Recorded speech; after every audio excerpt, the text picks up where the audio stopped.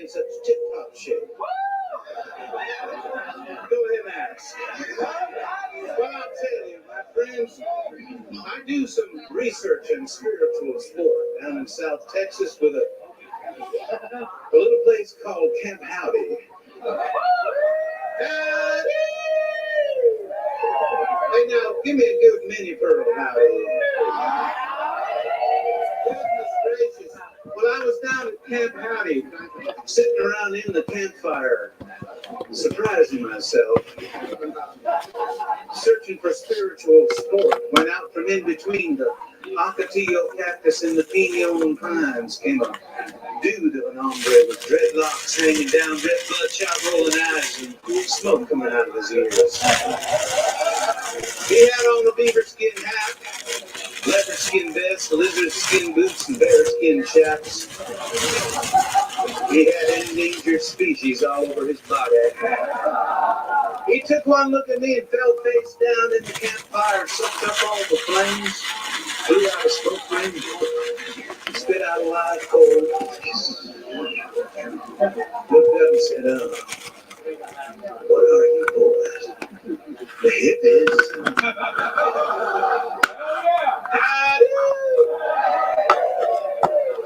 We're vegetarians. Bet you wouldn't, I said. Now you boys climb out of that campfire and come with me. I'm going to teach you about the true spiritual sport. We're going to fly with the free Mexican Air Force.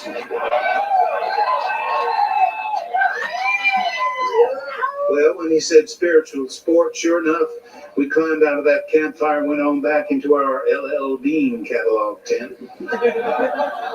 We pulled on our cotton drawstring mail-order yoga trousers with the extra clap. Slipped into comfortable pair of them wooden sandals with the red rubber spikes. Come up from the bottom of your feet. Keep your chi moving like Elvis.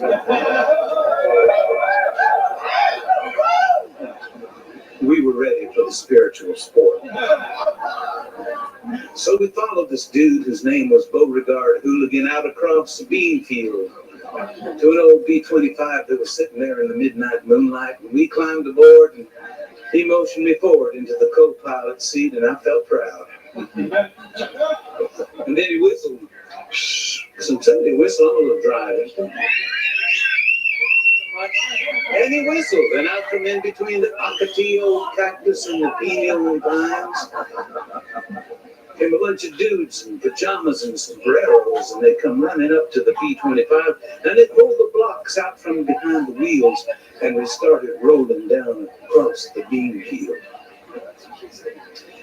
As we got to the end of the bean field, I noticed a dark chasm looming ahead. As the engines weren't running, I turned to Beauregard and I said, oh, Beau? I called him Beau.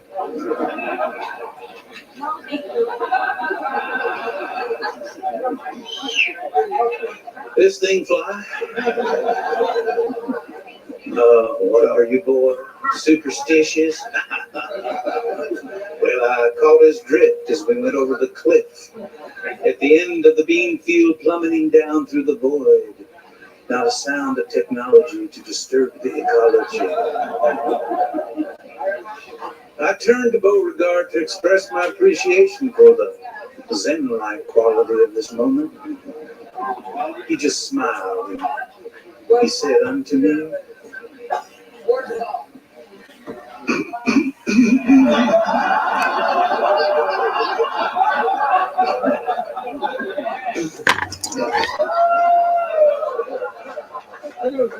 dude, you drive. Well, I grabbed hold of the little wheel and I pulled back, and a miracle occurred. The right prop kicked in. We spiraled upwards. We were airborne, flying upside down over the border, just below the radar and just above the Paraguay, into the beautiful land of Mexico. And that's when this song came to my mind. Thank you.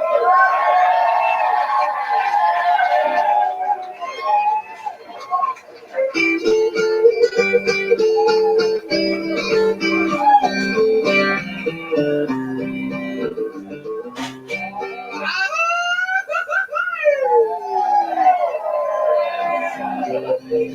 Those are my words exactly. In the Morelos Mountains, campesinos are planting their fields, where the ghost of Zapata rides a horse sticking still out on the wheel.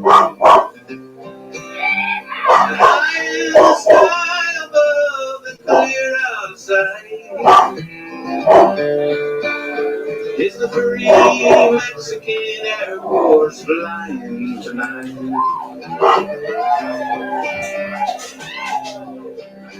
Well, there in Kentucky, a cowgirl is cooling her heels, remembering that God gave us herbs and the fruits of the field. But a criminal law that makes outlaws of those seeking light make the free Mexican Air Force Mescalito riding his white horse. The free Mexican Air Force is flying tonight, flying so high. Yeah, yeah, yeah.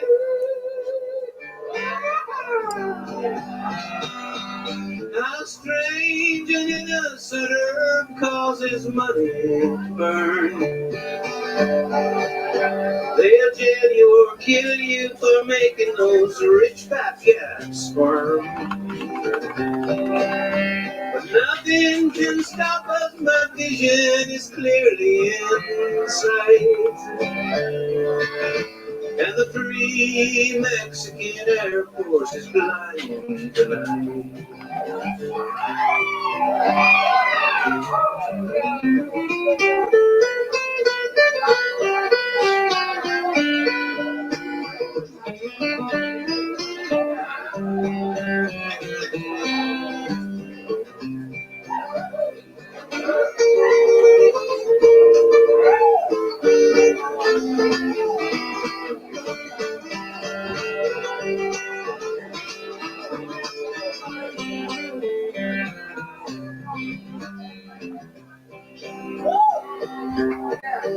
While we smoking colitas, federales are loading their guns, blowing smoke from their six-shooters, spinning their barrels for fun.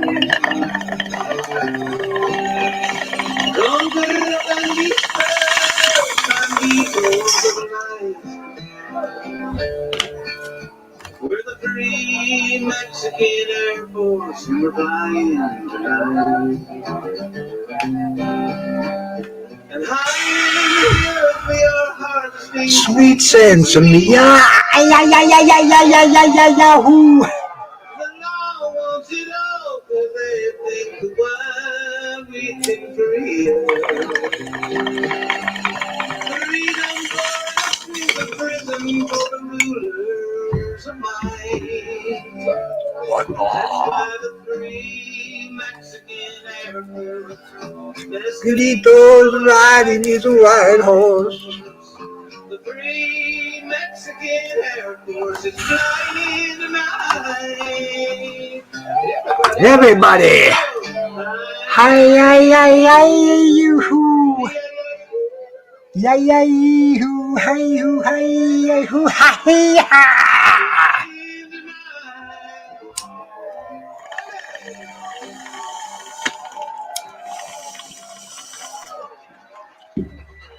Hey, welcome. Welcome.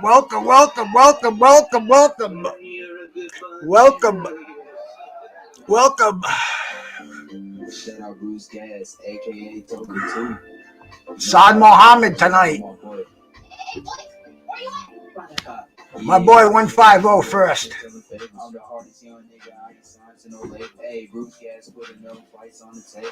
Calling that boxer since Kane versus A. Yeah. So much gas, you would think that she was famous. I'm the people's champion like Muhammad Ali. Shut up, Bruce gas, one day we gon' meet. Yeah, we gon' blow it down, we gon' smoke hella weed. Yeah, we gon' blow it down, take a hit out the Toker too. Slipping hella shots, feel like Tyson with the pick of little Glock on my side, but it hit just like Isaac Cruz. Shout out, man, chat, real shit, that's my fucking dude.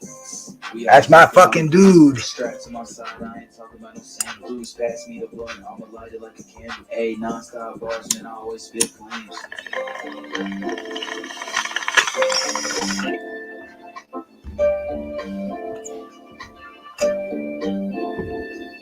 Feel like Bruce gas always got a different strain. Bitch, you ain't like me, you can never feel my pain. You win and you lose, well, this a fight game. Don't be on the net and the shit won't change. Said that on the string, gotta do it for the game. Said that on the string, gotta do it for the chat. I ain't undisputed. Yeah, hold on, I ain't undisputed. 150, man. The Bruce Gas theme song over here. My brother 150. Keeping it as real can get over here, man. And speaking of as real can get, man, I got my brother here, man.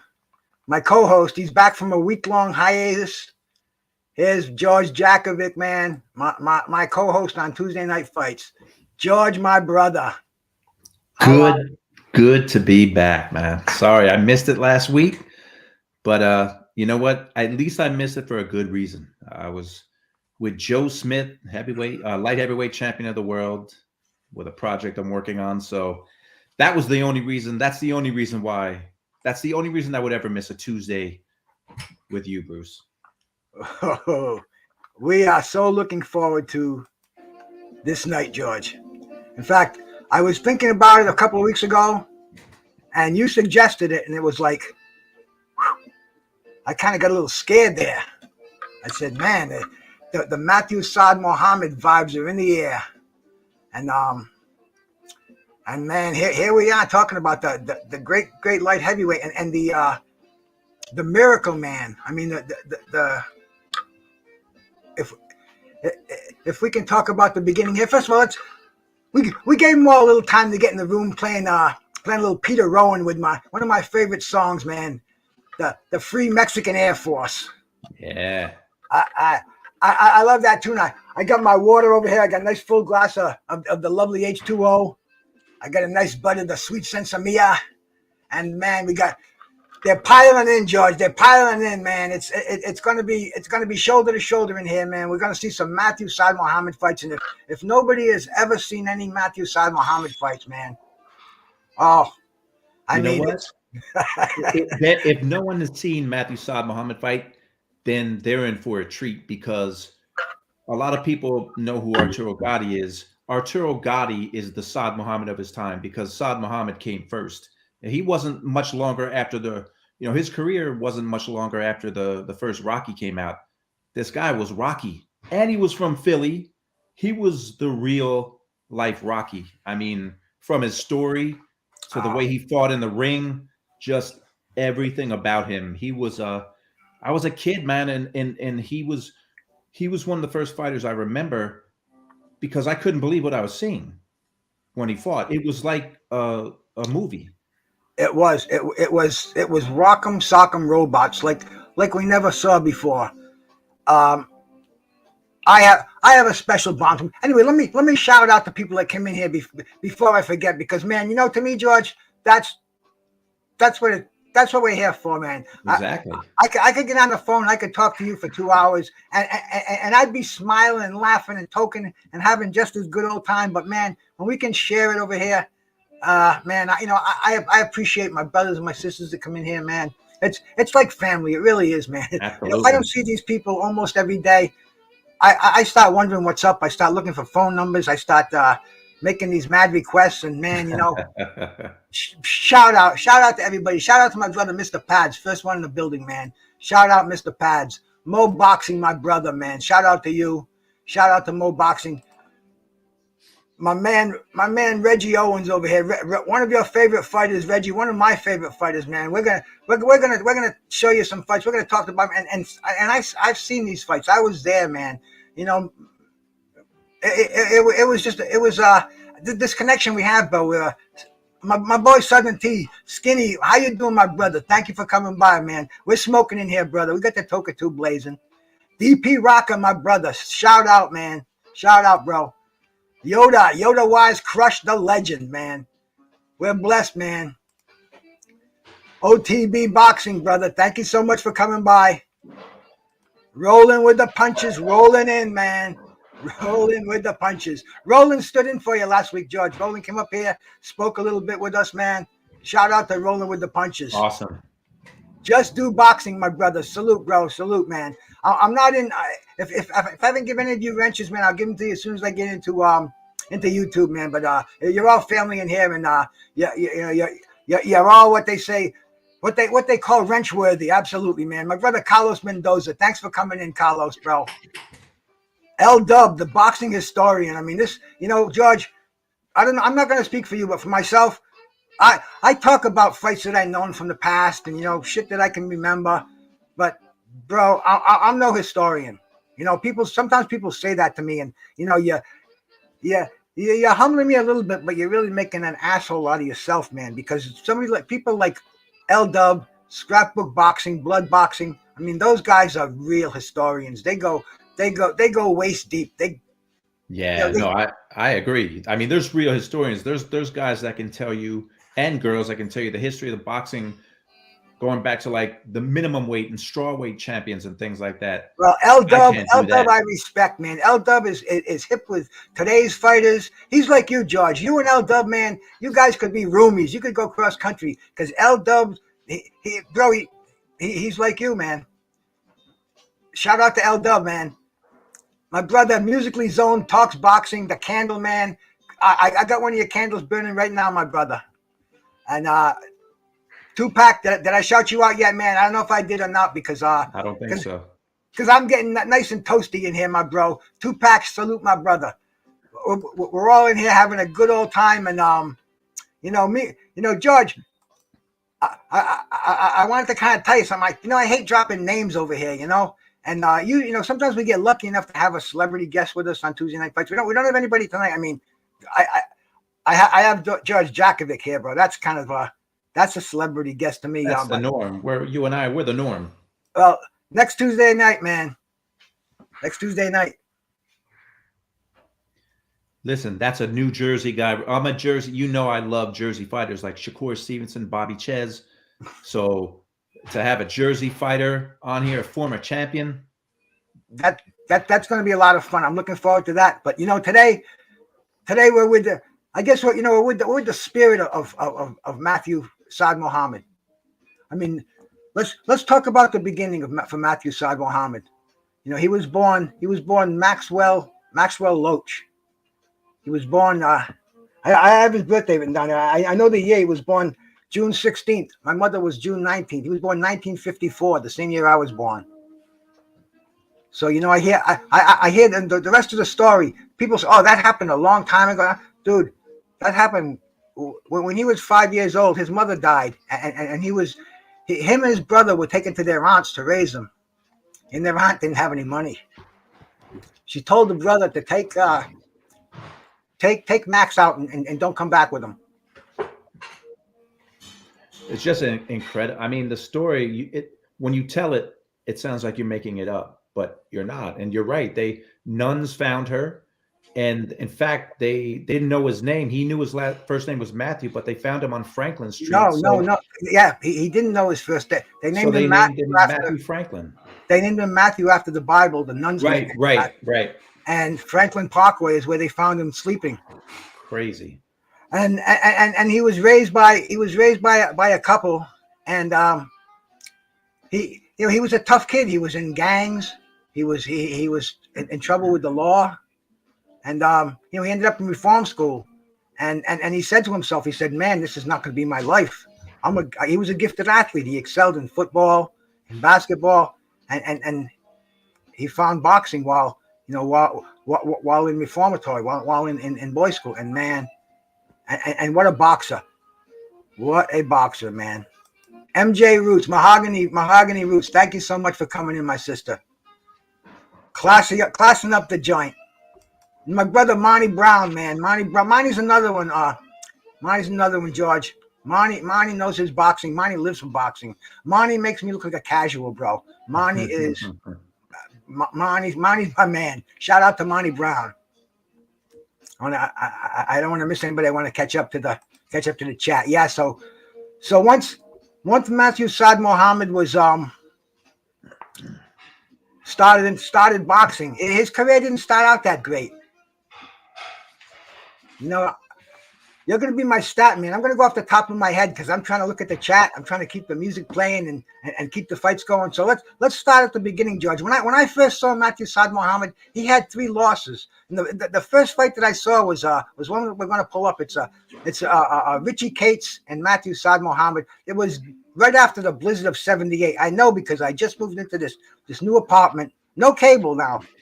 We had 6 feet of snow in front of surrounding the place. Nobody's getting out. If you had food, you were lucky. I had food, I had weed, and I had a fight coming in from the Philadelphia Spectrum, bro.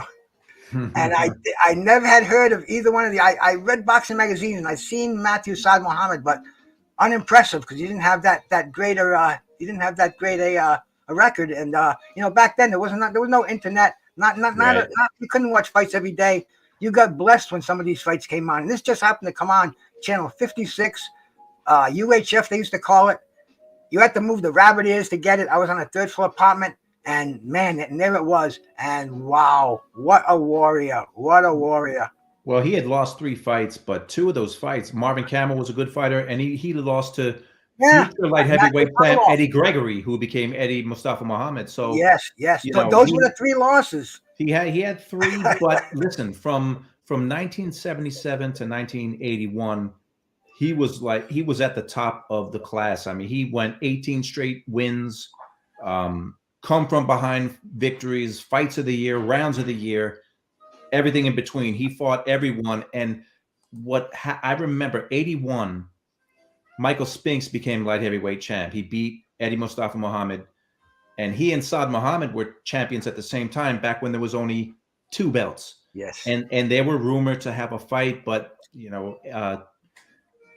Saad fought Dwight Braxton, who became Dwight Muhammad Kwawi. He lost to him, and from there his career was never the same. Well, in 1980, I don't know if you remember this, but there was going to be a colossal card at Madison Square Garden.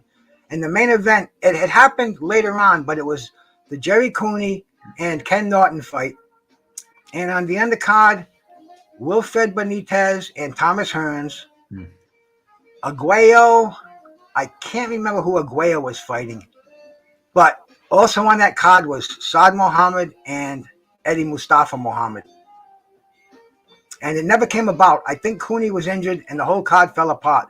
But it was announced. It was like a huge. People were like, "Whoa, look at this!" It was just after after Hearns got beat by Leonard, and Benitez was beaten by Leonard, so they wanted to put those 2 together, which they eventually did. Right. Most of those fights did come to fruition, but that light heavyweight card, that was the most titillating fight on the card. And the thing about the 3 light heavyweights at that time, they all changed their name. They all became Muslim. That was Matthew Saad Muhammad from Matthew Franklin. That was Dwight Braxton became Dwight Muhammad Kwawi, and Eddie Gregory, Eddie Mustafa Muhammad. I mean, this is like it was yesterday coming to me. I love talking about this stuff, man. Listen, we've talked about the light heavyweights since we started this show, how great they were, and this is one of the best ones of the lot. He's a Hall of Famer. He was inducted into the Hall of Fame in 1998. Just if anyone hasn't seen him, you're going to see him fight tonight.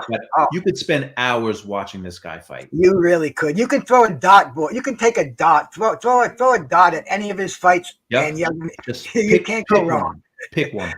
That's why he was so popular on network television, because they knew when they got Matthew Saad Muhammad in there, people are going to be watching it and they're going to be telling their friends about it. And next time he comes on, there's going to be twice. I mean, bro, he was the.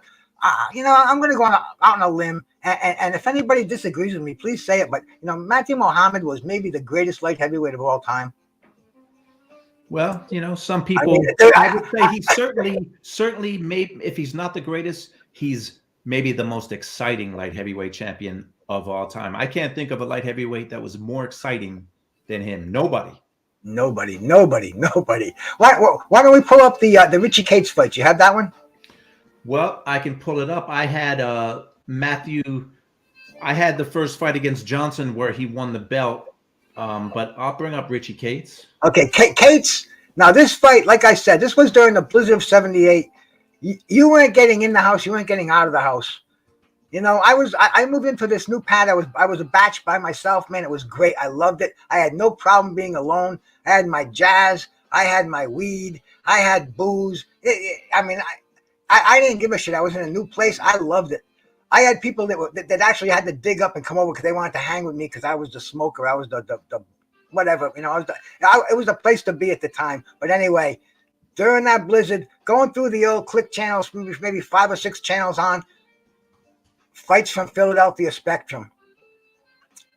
And I saw Saad Muhammad and Richie Cates.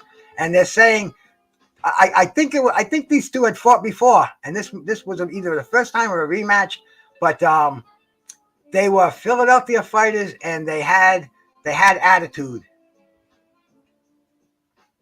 Let's see, how do I get that up there? Add to the screen. There we go. We're getting there. That's a tough one to find. Oh, I have it, George. I have it. Do you have it? Yeah. Hell yeah. I didn't even know if anybody was going to come join me tonight, so I made sure I pulled up all the fights.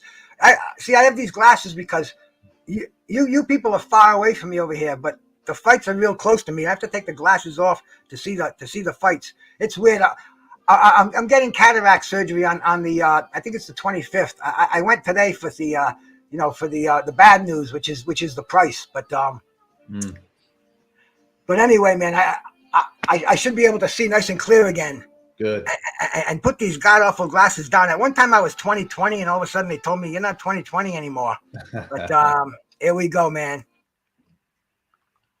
Great pleasure, I present, ladies and gentlemen, Harold Johnson. All right, we're gonna have to cut that down, put that up. Let's see, we do the share here.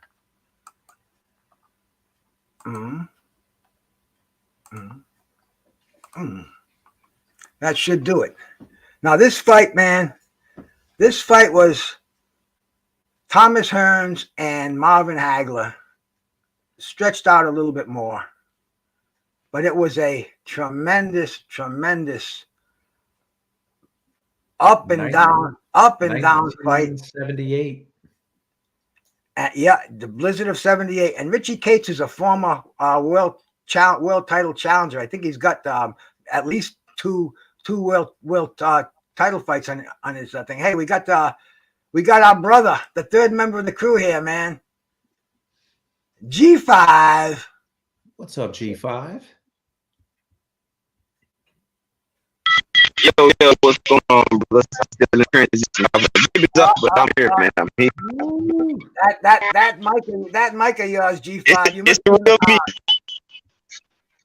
That is some crazy sound. Can't hear nothing, bro. I can hear. Yeah.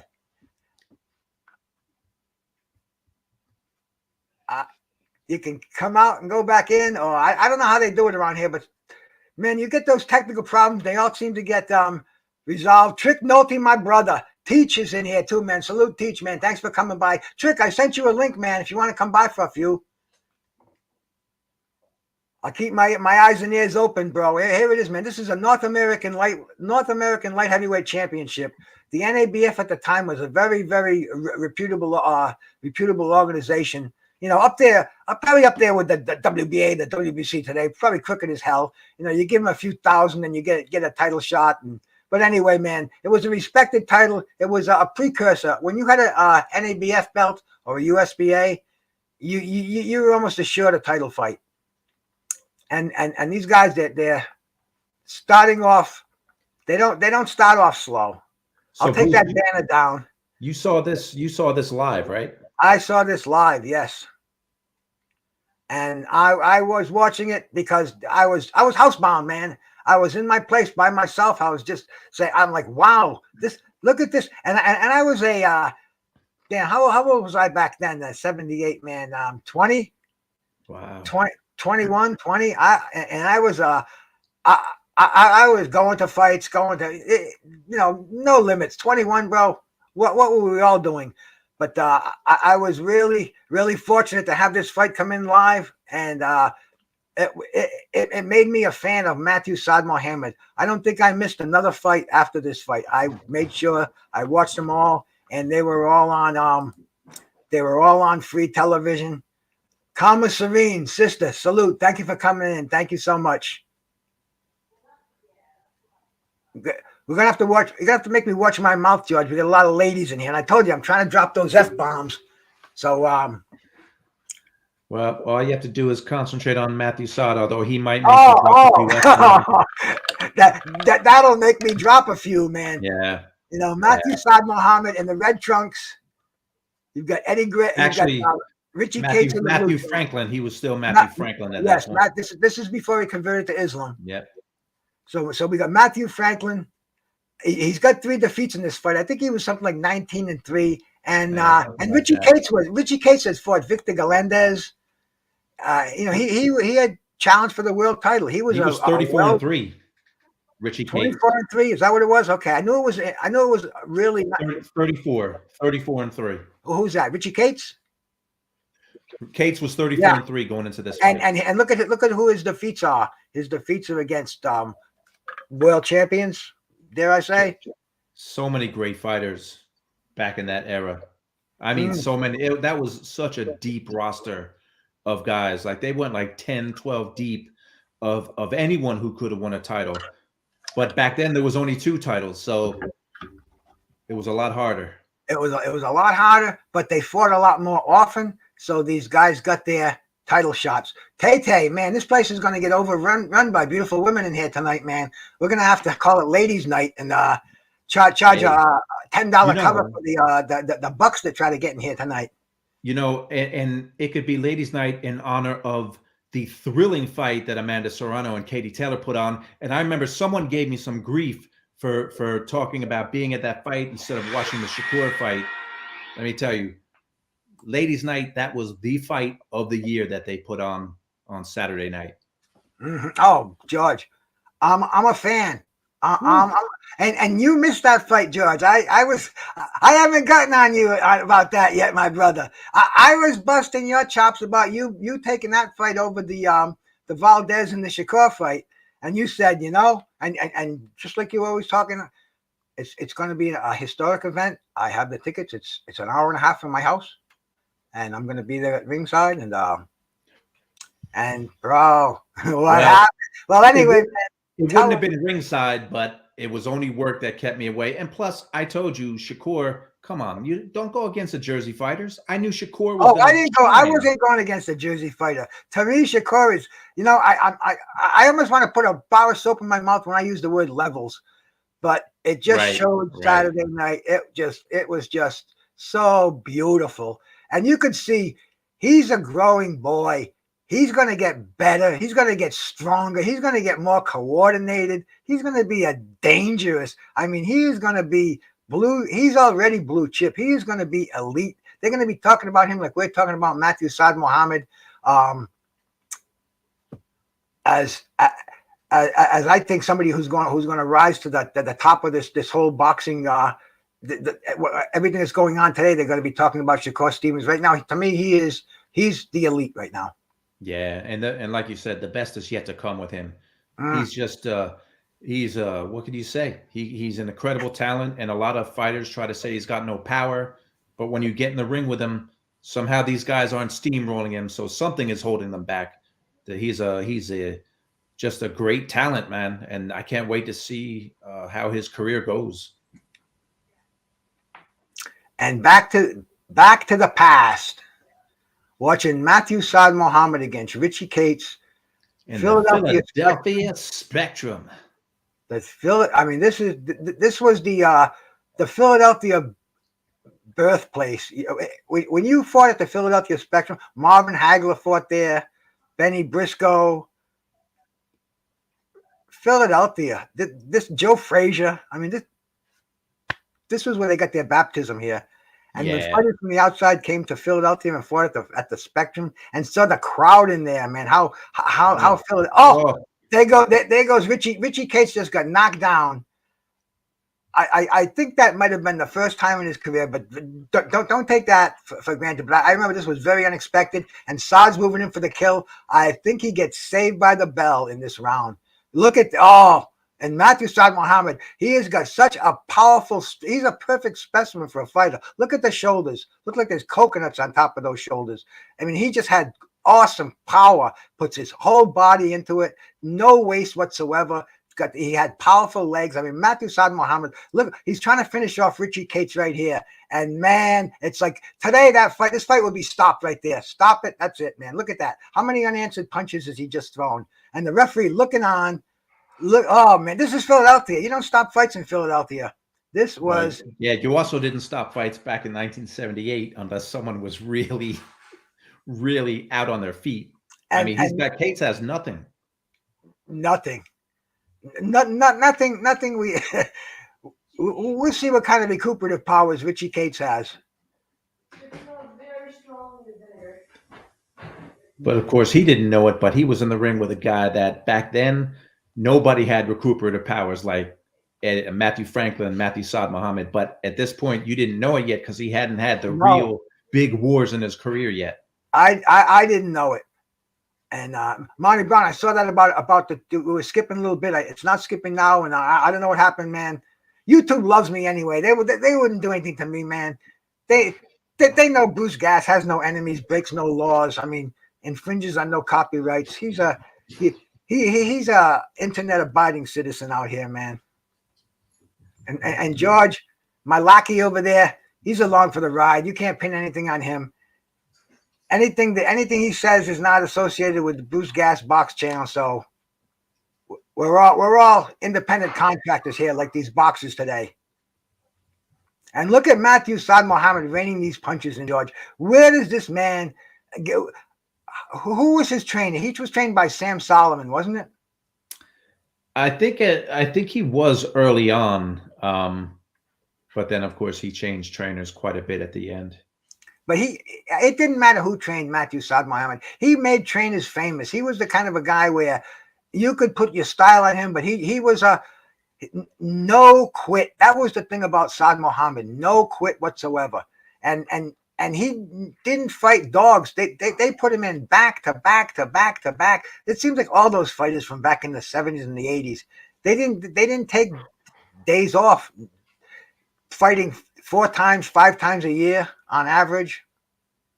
Yeah, and Saad was busy, especially when he won the title, which we'll see in the next fight. I mean, he defended his title 3 or 4 times in the first year he had it. So that's just how that was the era. That's what they did. That's what they did. Fighters fought. I don't know. Well, maybe I know why it's like that, because we look at, Matthew Saad Muhammad. He was, his life didn't well. It's funny because his life, they found him in a homeless shelter when he was 50 years old. He was penniless, homeless, and sad story. He had his facilities upstairs, though. People would think Matthew Saad Muhammad would be, he'd be compromised. All of the shots that he took to the head, but he was sharp as a tack. He just ran into hard times. I don't know exactly the circumstances of what got him there, but I know that he lost everything and he came back again. He wanted to raise money for the homeless. He realized he could make, he could do guest appearances, do speaking engagement, and he was a sharp guy. And his story, inspirational. I mean, everybody was inspired by a miracle. I mean, a miracle he even survived. If anybody didn't hear that, it bears repeating. As a child, his mother died, and he was dropped off at his aunt's with his brother. His aunt couldn't financially take care of both of them. She had she had his brother take Matthew, whose name was Max Loach at the time, take him out and don't come back with him. And that's what happened. And Matthew Saad Muhammad was he was found by policemen, given to nuns, given a new first name and a new last name, and man, this is the product of it. One of the greatest light heavyweights of all time, and a warrior. Hey, shout out to my brother Tony Boswell, who stepped in here, man. Shout out to Ack the Jab Jamboree, man. Ack's a fighter. Ack, what do you think of the style over here of Matthew Saad Muhammad? Are you familiar with the man? I mean, this is a killer. Yeah, you know, Saad, unfortunately, the same thing happened to him that happened to a lot of fighters. His prime kind of ended quick, and then promoters and managers, they took advantage of him. He had a name, and that's all he had when his physical abilities were gone. So they kept putting him out there. Well, he had no other way to make money. And 30 years old, he was done. But yeah, you know, see, when I saw his last fight, the rematch with Kwawi, it was sad. he had nothing. There was no need for the rematch. First of all, no need for it whatsoever. Well, I mean, he had the belt for a long time, and he Yeah. didn't make weight. He didn't make weight for that first fight. He had to lose some weight, and so I thought he deserved a rematch because he had won a fight between fights with Kwawi. Now, do you speak this from reading about it and seeing the magazines, or from being there and watching it? No. I watched those fights. I was there, and Saad Muhammad deserved he absolutely deserved a rematch. He 100% deserved a rematch. I thought he should have retired after that first fight, but he didn't retire until 10 years after the rematch. He stayed on, and I mean he retired way too late. He was a name to bring into your local Holiday Inn ballroom, or your local state arena, and have the round state light heavyweight champ beat Matthew Saad Muhammad, and his last fight was in 1992 at the Colonial Theater in Fredericksburg, Virginia. So that shows you how people just took advantage of him and used him for everything. He had every dollar they could squeeze out of him. They did. Yes. Yep. It's really heartbreaking. Sometimes I get cracked up when I think about him. And you know, he died. He died. He was 59 years old. So the date was May 5th. Was May 25th, 2014. He was 59 years old. He died of ALS. Yeah, too young. Lou Gehrig's disease. Yeah, way too young. You way too young. And you know, I look at him, like I said, man, we were both born the same year. So when I was 20 years old and looking at this and thinking about boxing, I'm like, I have to, if I excelled, I'd have to fight Matthew Saad Muhammad. And there was a dude that I used to hang with. He passed away. He had prostate cancer, and you know, his name was Kenny Saad Muhammad. But anyway, man, he looked like Saad Muhammad, and he taught me how to hit a speed bag. I couldn't fight, but I could play with a speed bag for 5 minutes and dazzle back in the day. And Kenny's taught me that, and he was a tough guy, and he loved Saad Muhammad. He used to come over to my house when Saad was on. He had the style, and man, you know, him and I would sit there and we'd watch it over and over again, rewind that VCR tape, and he was one of the guys who was sitting there watching it, respecting it, and he just had to just share that. It just reminded me of Saad Muhammad. And shout out to my brother Kenneth Kinney, close enough, man. Michael Johnson, man, shout out my brother Michael Johnson. The game of boxing. You know, Yes, it will, my brother Reggie, man. And you know, oh, look at that, man. Saad Muhammad just goes down, and he went face down. Oh, oh man, and he is messed up. I caught myself, George. Legs are wobbly. Yes, the referee's getting up. He got saved by the bell. Oh, he's out on his stool. Look at this, man. Woo. This is incredible. Which way did he go? But Saad Muhammad, He toughens up. He was tough. But listen, Bruce, you had to think when you were watching this live, you thought that Cates was probably going to knock Saad out the next round, right? Yes, I did. And man. I would have, if I watched this live, I would have absolutely thought that. Look how it goes down. You don't get up going from falls like that. That is when you kiss the canvas face first. I can think of so many fighters who went down like that, and that you can go down on your ass and get up, but when you go down like that, you usually don't make the 10 count. Saad Muhammad, tough as they come.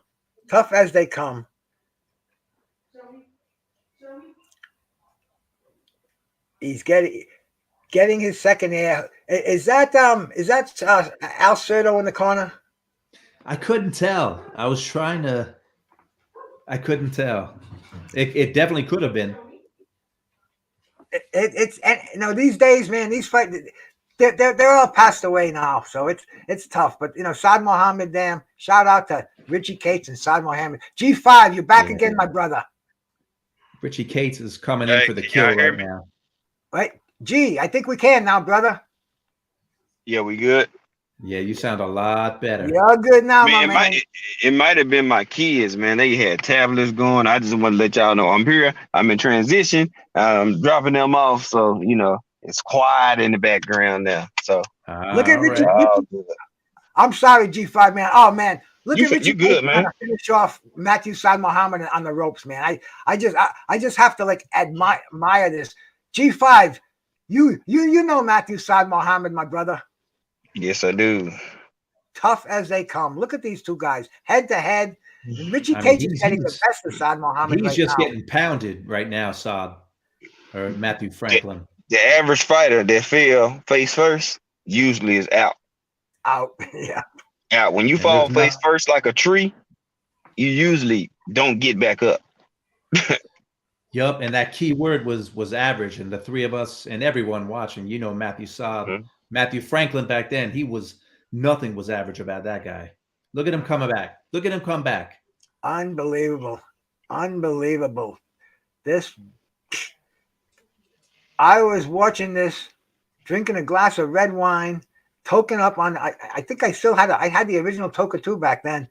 And I was like, wow.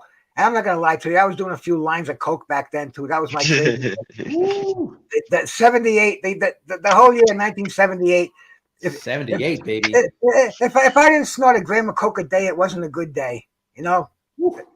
That's my past. And that was an average day. Weekends were even crazier, but that's a whole nother show, man. That's a whole nother show.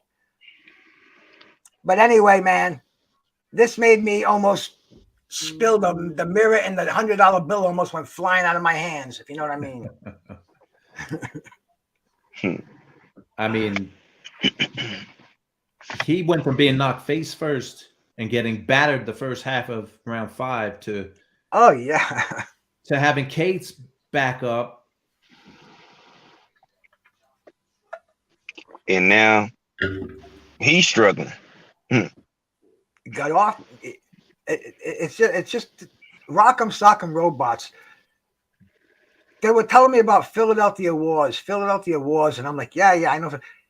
No, look at this, man. Oh, we'll see this again in slow motion because Cates just went down, and Saad raises his hands. He says he's not going to get up. Oh, yes, he is. That round saved Cates. See, the round before that saved Franklin. That round but look, Cates can't even stand up. His cornermen dragged him back to the corner. Dude. There was nobody like Matthew Saad. Now watch this. Here's the replay. That big right uppercut, I believe. And nope, that overhand right. Wow, was that short, sweet, and right on the button. Matthew Saad Muhammad, he's got every tool in the book. He had the uppercuts, he had the overhand rights, he had the left hooks, he had those power. And Richie Cates, they're trying to revive him, get him into this fight. And dude, this guy's only lost to world titleists. He's had several world title fights, and that's it. He was considered one of the best light heavyweights in the world without a belt back then. But this was I think this is the last round. But man, that was Reggie, you know that was crazy. That was crazy shit, man. And like I said earlier, this was my first glimpse of him. I had read about him in the magazines, but you know what? I loved him. I always followed the TV stars. I was a groupie. I was watching ABC's Wide World of Sports and CBS Sports Spectacular and NBC Sports World and whatever else that they fed to us. Like this came out of some independent broadcaster way back in the day before even cable television, and it was like wow. They did the same thing to Mike Rossman. Oh, look at this, man. Look at Saad Muhammad. Oh. Mm-mm. Dude. Is he getting up? I don't know. George just dipped out, man. I'm sure he'll be back again. Hey, what you think about him in that Yaki Lopez fight? Oh, we're gonna watch that fight. That was incredible. Just like I mean, he didn't have a bad. And look at this, man. Well, two to be exact, the fight of the year. Mm. Now you know me. I'm gonna do my homework. If I don't do nothing, I'm gonna do my homework. If I need to freshen up on something, I'm gonna do my homework. No, yeah. Now these fights are just entertaining as hell. They were just entertaining fights. So, probably the most entertaining fights that I've seen. Matthew Saad Muhammad is definitely in there. And when I think back about it on him, man, it was like, wow, were those fights that good? And watching them again, it's like, were they that good?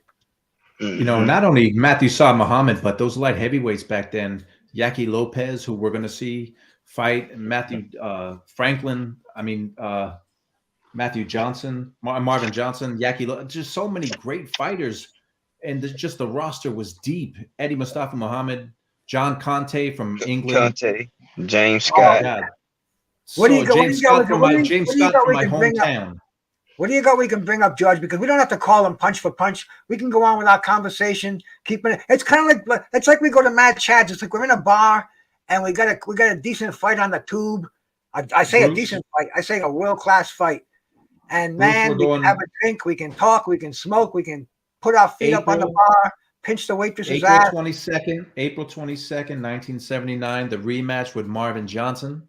Oh. Marvin Johnson was a light heavyweight champ of the world. This was Matthew Franklin's first shot, and this was in Marvin Johnson's hometown. So, and he fought Marvin Johnson earlier in his career and beat him in a hell of a fight. And I mean, a fight like we just saw, one of those kind of fights. So, man, yeah, let's see what's up, George. This is in Indiana. This is Marvin Johnson's. Yep, his first title shot, and this is Johnson's hometown, Indianapolis, Maryland. Yep. I remember this fight, and look at that. He's 25 and 24 years old. And these guys are seasoned veterans, man. They've already fought the top 10 fighters in the division. They're 25 and 24 years old. Matthew Franklin, once he was over 30, he was shot. You know, he went on 10 more years. And like we said, he unfortunately just could have beaten it. And Marvin Johnson, shout out to us ball guys out there, man. He's got a head full of skull. And he looks like a fucking. Here I go again. He looks like a skull and crossbones up there, man. Devastating fighter, man. Another guy, nothing but guts. Is Johnson a southpaw? Yes. Okay, yeah. I remember he had a bomb. He had a bombing overhand left, and I mean, look at this. No feeling out process here. Get down. You know, Matthew Saad Muhammad, he had a nice jab, but when it came right down to it, he'd rather get in the trenches and throw those hooks and uppercuts. And Marvin Johnson had a great career himself. He won the belt at least twice. Victor Galendez fight. That was I remember that fight, he's man. another guy. Johnson fought everyone. He fought everyone. He got a bronze in the Olympics. All right, G5, yeah. Oh yeah, man. See, Saad Muhammad, sure. Saad Muhammad didn't have much of an amateur career. I think he only had about 20 amateur fights. Yeah, and it was a really short career. Pros. In fact, his first couple of fights, he fought this guy, was it Pete McIntyre? And he fought Pete McIntyre later in his career. Okay, early in his fight, he had a draw with this guy, and then they fought a rematch again, and I think he might have even lost the fight. It was some guy that he had a lot of trouble with early in his career. But anyway, man, he had a lot of trouble with a lot of fighters, and they fought each other again. It was, rematches were of the norm.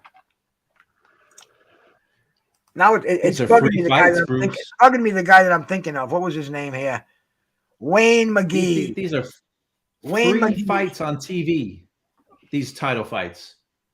This wasn't pay-per-view. These are any Saad Muhammad fight is pay-per-view worthy, and they were all free TV.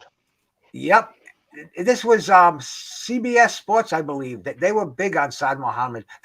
All the networks were. They couldn't lose with him. It was just he was money. He was money. And the dude I'm thinking of, his name was Wayne McGee. He gave Saad his first loss. Saad rematched him. Freaking less than 8 months later, and he fought him to a draw. So Wayne McGee is the guy I was trying to think of. I had to go dig it up because I knew it was going to drive me nuts. So Wayne's probably, if Wayne's still alive, man, shout out to Wayne, but he's probably telling his kids, hey, you watching Bruce Gass, Boxing, Jazz, and More Tuesday night fights? You see that guy, Saad Muhammad? I beat him and I drew with him. And they're probably saying, yeah, sure. Give him another drink. That's what they'd be doing if I was there, George. Just do said the dude with the 5 head about to lose. Oh man, yeah. Don't do Marvin Johnson like that. Just cut it off. Marvin Johnson was a fast starter, man. He fought like he just overwhelmed people. If you couldn't take his power, you were out of there. He was a dog. I think he was related to Tom Johnson, the trainer. Sarge Johnson. He was the brother of Sarge Johnson, and I think Sarge Johnson's the one who died on the plane in 1980 that went down in overseas. In fact, when we talk to Bobby Ches next week, Bobby Ches was supposed to be on that plane, George. I mean, he fits right into this discussion. He was the next generation, almost crossover. And I'm sure he knows Matthew Saad Muhammad, being from New Jersey. And he probably could, man, and he was almost going to be here, but I said, no, Bobby, we're going to be showing Matthew Saad Muhammad tonight. And he said, but I want. I said, no, next week. I'm only kidding, man. We're fortunate enough to, he was just on a show this week, so Sunday night, and I interviewed with him, man. It was great, man. That's how I met him. And Trick Nolte, my brother, the king of YouTube's bringing boxers out from wherever they may be. Trick Nolte finds them, he forms a relationship with them, and he graciously lets them come onto platforms like we could have over here, and we can talk to these fighters, man. So shout out to Trick Nolte, man. Trick is my brother, man. Trick does a great job. I communicate with Trick almost every day, whether it be a text or a quick phone, whatever it may be. And man, Trick is such a solid guy, man. Shout out to Trick, man. Much support and love to Trick. Hey, the only thing we got to make sure with Bobby Ches, we got to make sure Bobby's Wi-Fi connection is good, because I saw most of the show. Bobby's got to do something with his Wi-Fi. It was a bad connection. It wasn't that bad, but it was bad. I don't know, man. I had no problem with it. Maybe because I was like a little kid gaga over there, Yeah, I was watching, and every time you started talking about something serious, he just dropped out. Well, he's not going to drop out over here. We'll we'll have a practice session, and man, you know, with the grace of God, we're gonna have Bobby Ches in here. Well, we kind of Bobby's an atheist, agnostic. He doesn't believe in God, so it can't be the grace of God with Bobby Ches. But Lady Luck, whatever it may be. Man, Well, look at meanwhile, these guys going toe to look at toe. Marvin Johnson. Marvin Johnson looks like he's in charge of this fight. He seems to be the aggressive fighter. He seems to be more in charge here. The uppercuts, the overhand lefts, the right hooks, man. He's doing a job on Saad Muhammad on the inside here. I think he's ahead in this fight.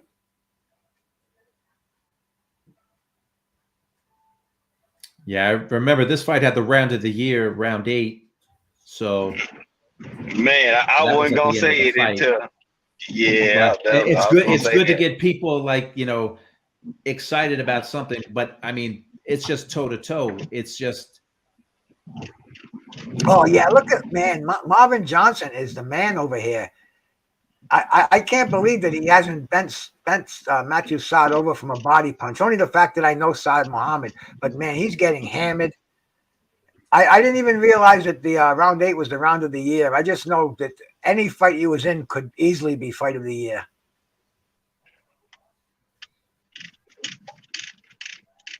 Yeah, the networks love Saad because every fight was like this. Every fight was like every fight. The ratings were sky high. People were calling up their neighbors and saying, "You got to watch these two guys beat the shit out of each other." And okay, these are warriors. This is like something that they'd be talking about for years. We still are, obviously. But can you imagine the day after the fight? I can, because I remember it, because I was lucky that I had a VCR player. I could tape these fights. I'd go out there, be talking to somebody. We'd end up right over here at my place putting the fight on the VCR. And man, I can't believe I missed that. When's he fighting again? Oh, rematch? Yeah. I mean, this is what sells boxing, which today, unfortunately, we don't see this. No, not like this. What do you think's going to happen? Sliding counter, my brother. Salute, bro. What do you think's going to happen this weekend, Judge? You have any thoughts on Canelo Alvarez and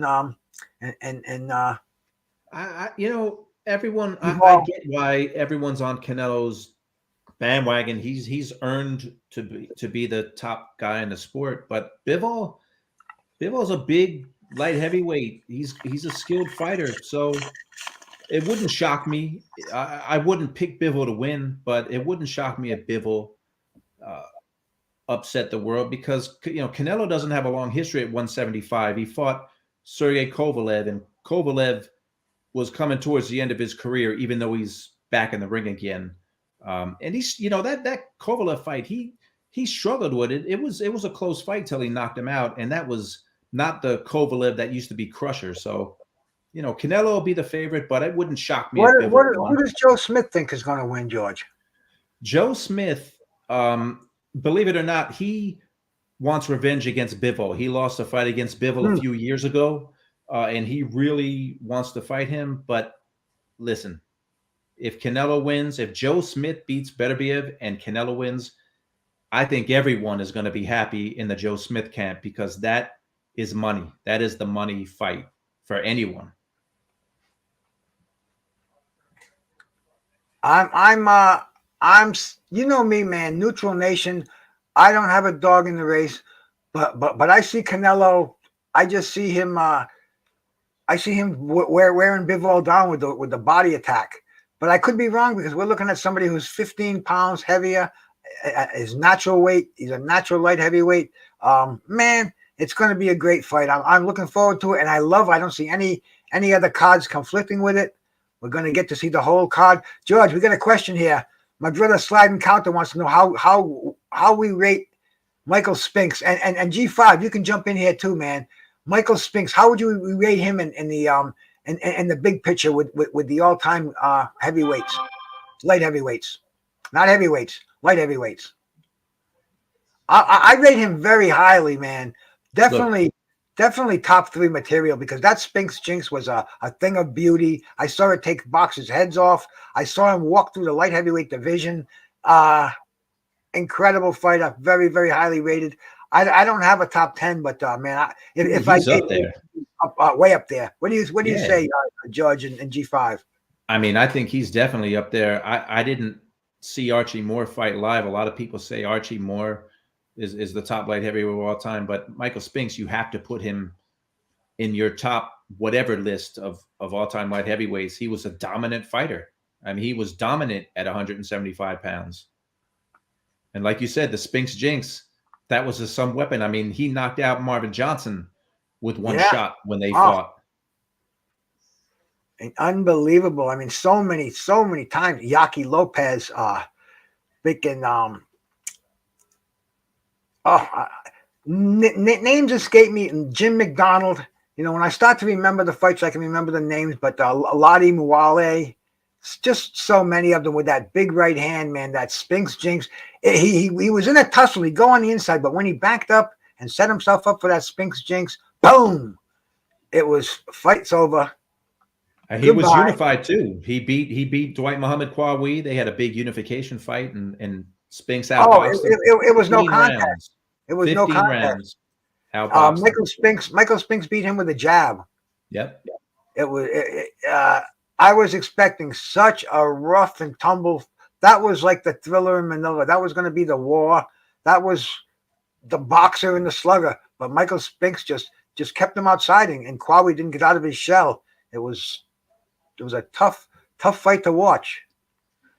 It was, but Spinks, you know, that's the mark of a great fighter. He fought his fight. He didn't fight Kwawi's fight.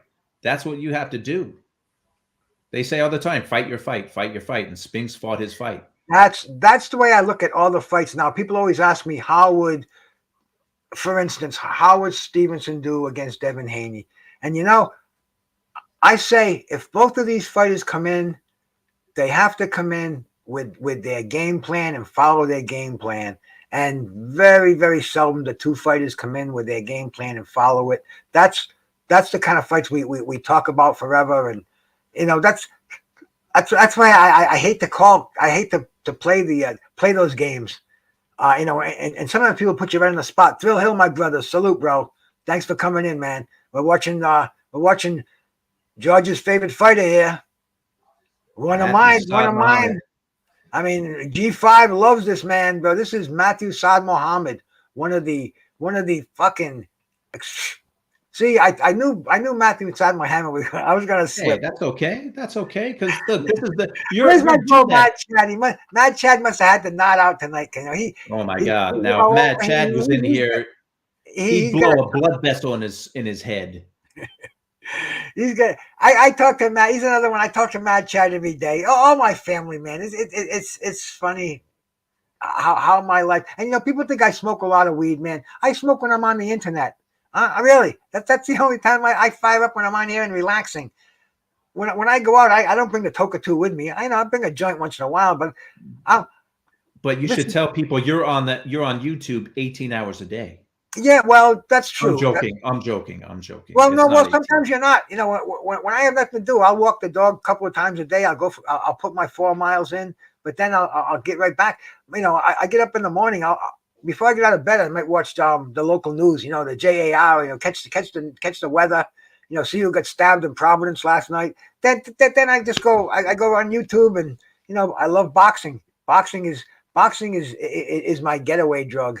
It really is. You know, my reef, that takes care of my pain and my anxiety and my depression. But my drug of choice that gets me through my day with the smiles on my face is right here, right in front of me, man.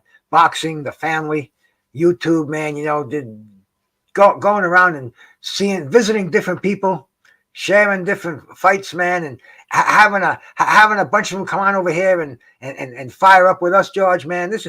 It's unfortunately, I'm a pretty dull guy, and this has become my life. Listen, if you're watching a Matthew Saad Muhammad fight, there's nothing dull about you. Not at all, man. You know, I'm glad I don't have that. I'm not the only one with that sense of thinking, man. Because look at Matthew Saad Muhammad coming on now. Referee, oh, the round is over, man. That's when a referee gets in there and stops a fight. And Saad Muhammad, his face is banged up too. His corner is doing some serious cut work. Get the Yeah, he was swelling cut down. pretty bad in this fight. But blood never going down never bothered him. Blood didn't bother him. And you can't, there's a lot of tough fighters that are tough, but you can't teach heart. No. And Matthew Saad Muhammad, the blood never bothered him. Getting knocked down never bothered him. You can't teach it. There's a lot of things you can teach in boxing, but toughness, it's not one of the things you can teach. Either you have that, either you have it or you don't. Last week, George, we talked to Jack Mosley, Shane Mosley's father, Shane Mosley Jr.'s grandfather. And he was a great guy. We spoke a lot. We had a good talk, and he talked a lot about his family, and he talked about Shane, how Shane had that killer instinct, like you were just saying. Shane was when Shane heard him, he was right there. Shane would get up at 5 a.m. Shane was in the gym every day. And how about Shane Jr.? Well, he's good, but and I said, does he have that killer instinct? Nah, he doesn't have it. And that's something. We heard it right from his grandfather, and yeah, and it's okay he doesn't have it because his father was a great fighter. It's sure, and he even said he's not sure what he wants to do. He hasn't decided if he wants to be a boxer. He's a freaking professional top 10 boxer right now. He's a world rated fighter. But he's not sure what he wants to do. He's not putting his 100% into it. And, his dad fought everyone. And one of the things I clearly remember when he fought Oscar De La Hoya the first time, it was such a huge fight. And there was a point in the fight. It was close. It was back and forth. It was later in the fight. Shane Mosley went southpaw, switched up his style, and Oscar De La Hoya didn't know what to do. He didn't know what to do. And Shane Mosley took over towards the end of that fight. He was a great fighter, and he fought everyone, even if someone beat him. I mean, Winky Wright beat him, and Shane jumped right back into the ring for a rematch. He lost the rematch, but he wasn't afraid to fight anyone. He fought everyone out there. A great fighter, Sugar Shane Mosley. Great fighter, man. Great fighter. And all these fighters that we talk about, that we have on here, we have their family on here. We look at their resume, their box rec, or what have you, and they just fought the best. Nobody can look back on their career. Oh, he ducked him. He fought him 3 times. He knocked him down. He got knocked down. I mean, these guys were just they were a different breed, warriors. That's what they did. They fought. They didn't look at themselves as rock stars like the boxers are today. They didn't have entourages, maybe small, maybe entourages. Maybe I don't know what I'm talking about, but it seemed like they were more real people. George, this is freezing up a little bit. I think this new high-tech supercomputer that I got, this gaming computer, I think it shows the fights a little better than yours. We'll try the next one in mine and see if it's a little smoother. This one's got a few jumps in it. It's dragging just a little bit, but I think we can get through it. But like I said, man, I'm in the 21st century over here, brother. I get this. Nice. I get this in front of me that changes colors. It goes from yellow to blue to red, and if it was back in the day and I was doing a hit of acid, all I do was stare at that thing changing colors and those bars, and it's crazy. But they call them gaming computers. You know what they are, bro? Because I don't. Yeah. I didn't until a month ago or so. But you remember the lagging I had before, and now that's a thing of the past. I can have 7 screens open at the same time. He told me how, it's made to play these crazy games with people all around the world. And we're playing a crazy game with people all around the world. Deacon Dave, bro, thank you so much for coming in, man. Salute. And anybody, man, sub to One Round with George out there, man. That's my brother, George Jakovic over here. George has been with HBO. He was a producer with HBO. Executive sports producer. And then don't you correct me on this one. You can correct me here. Was it 15 years? Yeah, it was 15 years. I All wasn't right. quite an executive, but I was there Well, for 15 years. you got an award that nobody else has. Not bad, as you show us in your intro. I mean, he's a professional. I'm a ham and egger over here. George is carrying me through this, Listen, man. But man, there's believe me, nothing ham and egg about you, Bruce. well, man, I'm a happy ham and egger over here. I get a good buzz on Tuesday nights, and man, we talk about him, we watch him, and we're watching a great one right here. I don't want to lose track of this fight, man. We've got the champion, the bald-headed Marvin Johnson, making a defense against a fighter that he's lost to before in a war. But that didn't bother Marvin Johnson. Marvin Johnson said, "Bring him on. I'm the champ. I'll fight anybody." And man, and this was it, man. This was the first title shot for Matthew Saad Muhammad. And And this guess is what? Another 20 seconds. We're coming up on round 8, which is the something round special. of the year. There we go. You got a sub over there, sub to everybody out here. Just Do, absolutely, man. I'm sub to Just Do. I'm sub to all you guys. If I'm not, tell me. And I'll sub to you. And that's what we do around here. We support the family. We occupy our days over here, man. You know, I see all you cats where I go, and then you come here and see us where we're at. And man, you know, unfortunately, it's my life right now. You know, I'm a recluse. I'm not very exciting. My love life, me and my wife, that's another show too. Hey, maybe just watch a Matthew Saad Muhammad fight beforehand, and you'll be good to go. Oh yeah. This recharges your batteries. Like I stated earlier. Oh. Yep, Saad heard him, and Saad's going in, trying to finish him off, but Marvin Johnson's having none of it. He's standing up, and the bell, the round is over, pretty much saved by the bell. But here goes Marvin Johnson, wiping that sweat off that big forehead of his, biting down in his mouthpiece. Saad saying, "I didn't put this guy away yet." And they say, "But you, Matthew, you've done it before. You can do it." And this right here is round of the year. Check this out, man. We got an arcade computer in here, so excuse any drags, but believe me, we got great. Oh, he kind of sent him backwards on a little half step there. Saad Muhammad, classic stand-up boxing here. And look, oh, that's what I like. I like to see those when he digs those wide uppercuts, those wide hooks to the body. That was his specialty. That's what fighters woke up nightmares thinking about. And the next day they woke up, they were pissing blood. He was a body killer.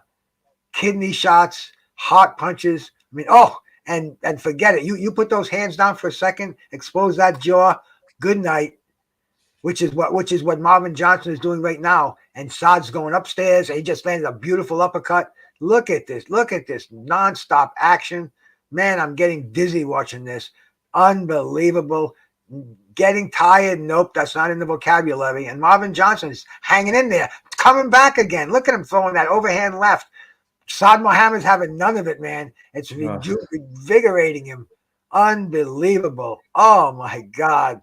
What a punching machine Saad was. And like I said, look at the way his whole upper body is built. That torso, the shoulders, the biceps, everything. All nothing but power in those shots. And that's it, man. That is it. He just beat the crap out of Marvin Johnson. He is going to a neutral corner. They can count to 100. He can get up. Please don't continue fighting here. Nope. Stop this fight. Thank you. And Franklin was just full of blood. You can't tell because it's an old copy. Obviously, he was full of blood. In danger of having the fight stopped. He was that bloody. And man, look at him raising his hands. Unbelievable stuff, George. Unbelievable stuff. That was his first title. That was his first and only title. But he defended it. He defended it quite a few times. I mean, he was a busy champion. Yes, he was. And this fight here, this is the one everyone talks about here. The Marvin Johnson. This fight here is a definitive of Matthew Saad Muhammad. I remember watching this fight once again. I think this was probably this was 1980, just about the turn of the of the 70s, the beginning of the crazy 80s. I was on a new kick. I put down the hard drugs. I was only taking what my doctor prescribed me, and that was 150 milligrams of oxycodone a day. So that's the way my 80s started. I smartened up and grew out of that one. But we're gonna watch a fight here, man. I'm gonna pull it up. I'm gonna use my. I'm gonna show you, George. This computer, bro. I'm so happy. Just for Tuesday night fights, man. It just makes it so much nicer. Look at how smooth that is, man. And here we go, man. Yaki Lopez. This is for Saad Muhammad's WBC light heavyweight championship, 175-pound title. Yaki Lopez has fought everybody. Yaki Lopez, the toughest light heavyweight, man. This guy is a sponge. 29 years old. I think he's already had 4 championship tries. Unrivaled, my brother. Salute, man. Salute, man. My brother, unrivaled, man. Yeah, Yaki was one of the best fighters to never win a title. There's always, in every era, there's a great fighter or two that just, for whatever reason, never won a belt. And Yaki had chances, and he came close. This is one of the times he came close. This fight right here. Such a nice man. I've heard him speak before. When Saad Muhammad was inducted into the Hall of Fame, he had his people go look and find Yaki Lopez, and Yaki Lopez inducted Matthew Saad into the Hall of Fame. Isn't that Yaki's a great story. Oh, he works in the gym with underprivileged kids, and he's giving back. He's still active. You don't hear him talk. You don't hear him in interviews too often. He would be a great guy to have on Tuesday Night Fights. Yaki Lopez. Oh man, I don't. Is he still alive, George? He's still alive. He's still training. He's working with kids. He trains kids. He keeps a low profile, but he is still healthy. He's still alive, and it would be great to have him on Tuesday Night Fights. That'd be dope. Yeah. Oh, next Tuesday, man. Next Tuesday, it's going to be a special fight here, man. Don't forget. Make sure you put that on your phone right now. We're going to be speaking to a legend, man. I literally a guy who didn't even have to put those gloves on, didn't have to take a punch. He was a congressional West Point appointee. He was accepted for scholarships for pre-med, and a member of Mensa, the highest 2% people in the world are invited to apply for Mensa. Just great stuff, and he's going to grace us, man. Thanks to my brother Trick Nolte. We're gonna talk about the light heavyweights of his day. He's going to tell us some stuff that he told me on Drews the other night that I don't know if people here have heard it, but it's going to be a great time. It's going to be great stuff, man. So anyway, man, that's what we're looking forward to over here, man. Not that tonight hasn't been really legendary, man. G5, I just saw that in the private chat. 8:21. I wasn't too far away. I got you on here in time, didn't I, my brother? Yeah. You was fine. I had hopped in, and then I was like, I'll just sit here, and then StreamYard just kick you out sometimes just for no damn reason. Man, just I'm going to be improving my system a little bit more because that's it's what I do. I might as well do it right. So I'm going to get it so I can have another screen where I can see backstage and see things like that. W right side, my brother. Shout out, man. Great to see you in here. Unscripted Virtuoso. Salute, my brother, man. You had to catch the last fight. We showed 3 fights featuring Matthew Saad Muhammad, and this is against Yaki Lopez, man. Tough Indian from Mexico, man. I can't remember the tribe he was from. I used to remember it. But Alvaro Yaki Lopez, tough 175-pound perennial contender, fought everybody. Mike Rossman, Victor Galendez, Len Hutchins, man. I mean, he was a veteran of the game. 1980 Fight of the Year. Oh yeah, we don't fool Number around 2. over here, man. Number two. Number two, exactly. And then their first fight was fight of the year. And you know who was at this fight in the second row at ringside? Probably Scrapbook. Scrapbook boxing, man. One of his favorite fights. Damn, great. And you know where I was? I was sitting in my apartment. I was probably sitting in my house. And I was watching this fight, and I was as excited as a little kid on Christmas Day. A rematch of this great fight. Wow! Saturday afternoon. That means you can still go out on Saturday night. I mean, it wasn't. You didn't worry about getting to bed at 3 o'clock in the morning. Well, that's the time we got to bed. But it was we went to bed with a smile on our face. You know what I'm saying, bro? And if you went to bed alone, you didn't have a good night. But I'll tell you what, that's the one thing I liked about that Tyson Fury fight. That fight, the main event, was over at 6 p.m. Wasn't that sweet? I like the zone fights in the UK where they're done. So Saturday night, hey man, whatever's on, we can go do, and we've gotten our fix, like the junkies over there and South Harlem. You get their fix for the day, and they don't care what's happening the rest of the day. But that's and those are nice fixes too. The fight sucked, but the anticipation for it and waiting for it to happen, that sometimes that's almost as good as nah, it's not even close to. I don't know what I'm saying, but it was a letdown. I told people months ago when this fight was being made, he deserves it. He deserves it. He's been a number one contender for 665 days. I was ganged up in some panel, of some crazy chick from England, and you're a hater. You're LDB. Well, I'm telling you, he got knocked on his ass by Alexander Povetkin. He loses his number one championship status right there. Yeah, he beat him in a rematch, but it was kind of sus anyway. But he deserves it. I'm glad you got that fight, and I hope you got what you deserved, because to me that fight sucked. Well, you know what? Next week we got an interesting fight. The week after, May 14th, Jermell Charlo and Brian Castano 2. And guess what? That is not a pay-per-view. That's on Showtime. That's another fight I can't wait. And you know who's on the undercard?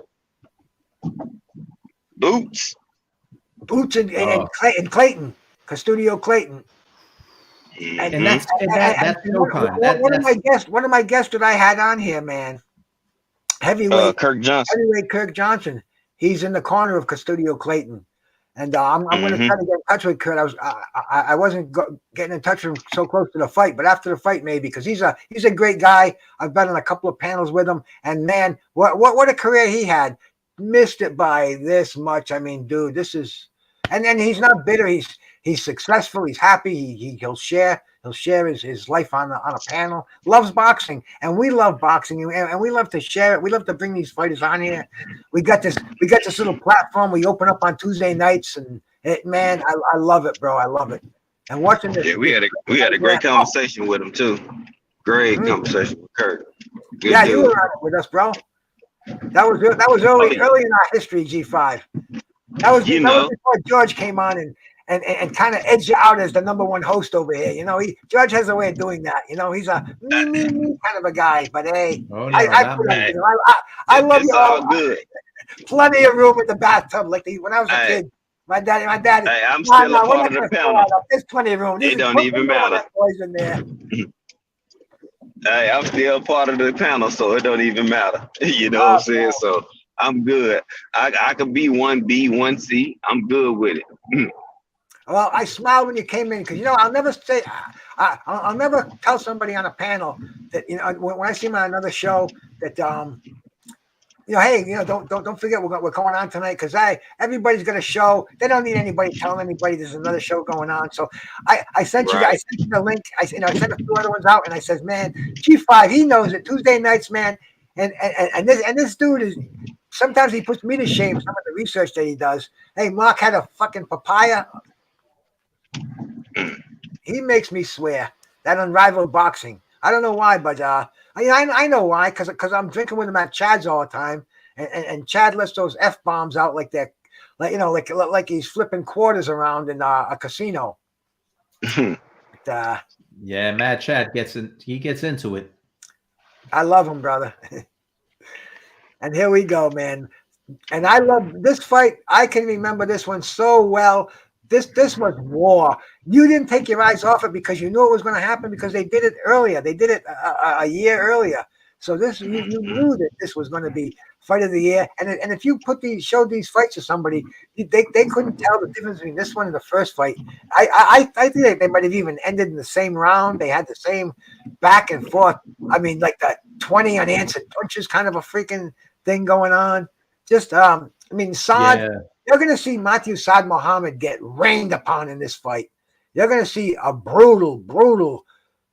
I mean, I thought the fight should have been stopped, George. I watched it on replay. You know, the more I saw today it would have been stopped. Maybe not. If I was there, I would have jumped in. I would have stopped it. Who's that ref? Saad, I can't tell. I know Saad fought Yaki. It was the fight before he beat Marvin Johnson for the title. He knocked out Yaki in the 11th round. So Yaki got him ready to win a belt, and this was Saad's 4th title defense. And all these guys just fought each other. They all fought each other more than once, and that's just the difference in eras. These guys fought, and they fought often. They had to fight because they weren't making as much money as fighters are today. So you fight to make money. This is their livelihood, and they fought everyone. Matthew Saad Muhammad fought everyone. Yaki Lopez fought everyone. They fought to survive. Now they fight to fight.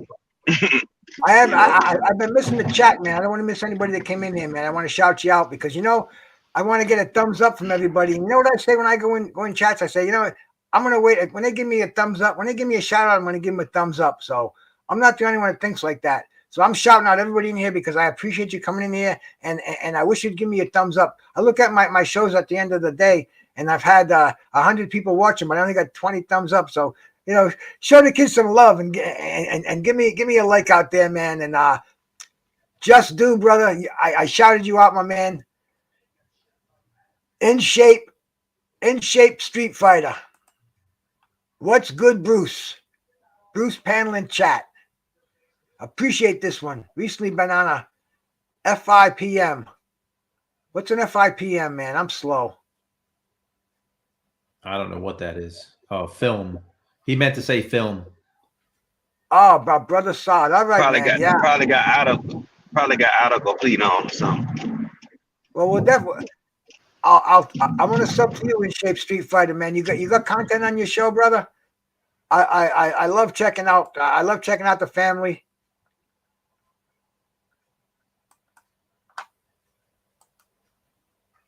Oh, bro, no content on there.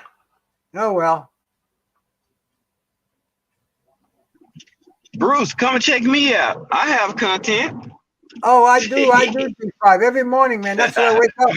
I know, man. I said, let me mess with Bruce. I was about to say, let me mess with G5 for a minute. Let me mess with Bruce for a second. That's my cup of coffee over there, bro.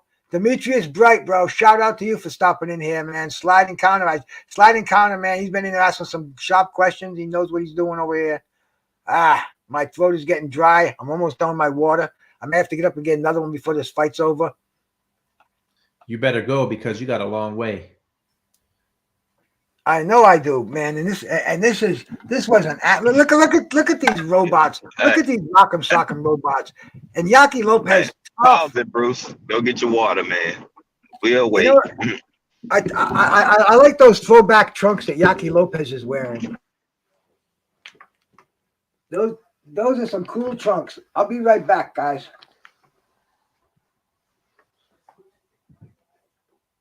Yeah, G5. I being a kid and watching Saad Muhammad fight, watching all these guys fight every single weekend, every afternoon, Saturday and Sunday afternoon. It was crazy. It was and there were always fights like this. Well, not almost always. I mean, you had some, not every single fight was quite like this, but I mean, every single weekend, this is what you got. Yeah, there's boxing right there, man. Every single weekend, and like the old saying says, sometimes you got it twice on Sundays.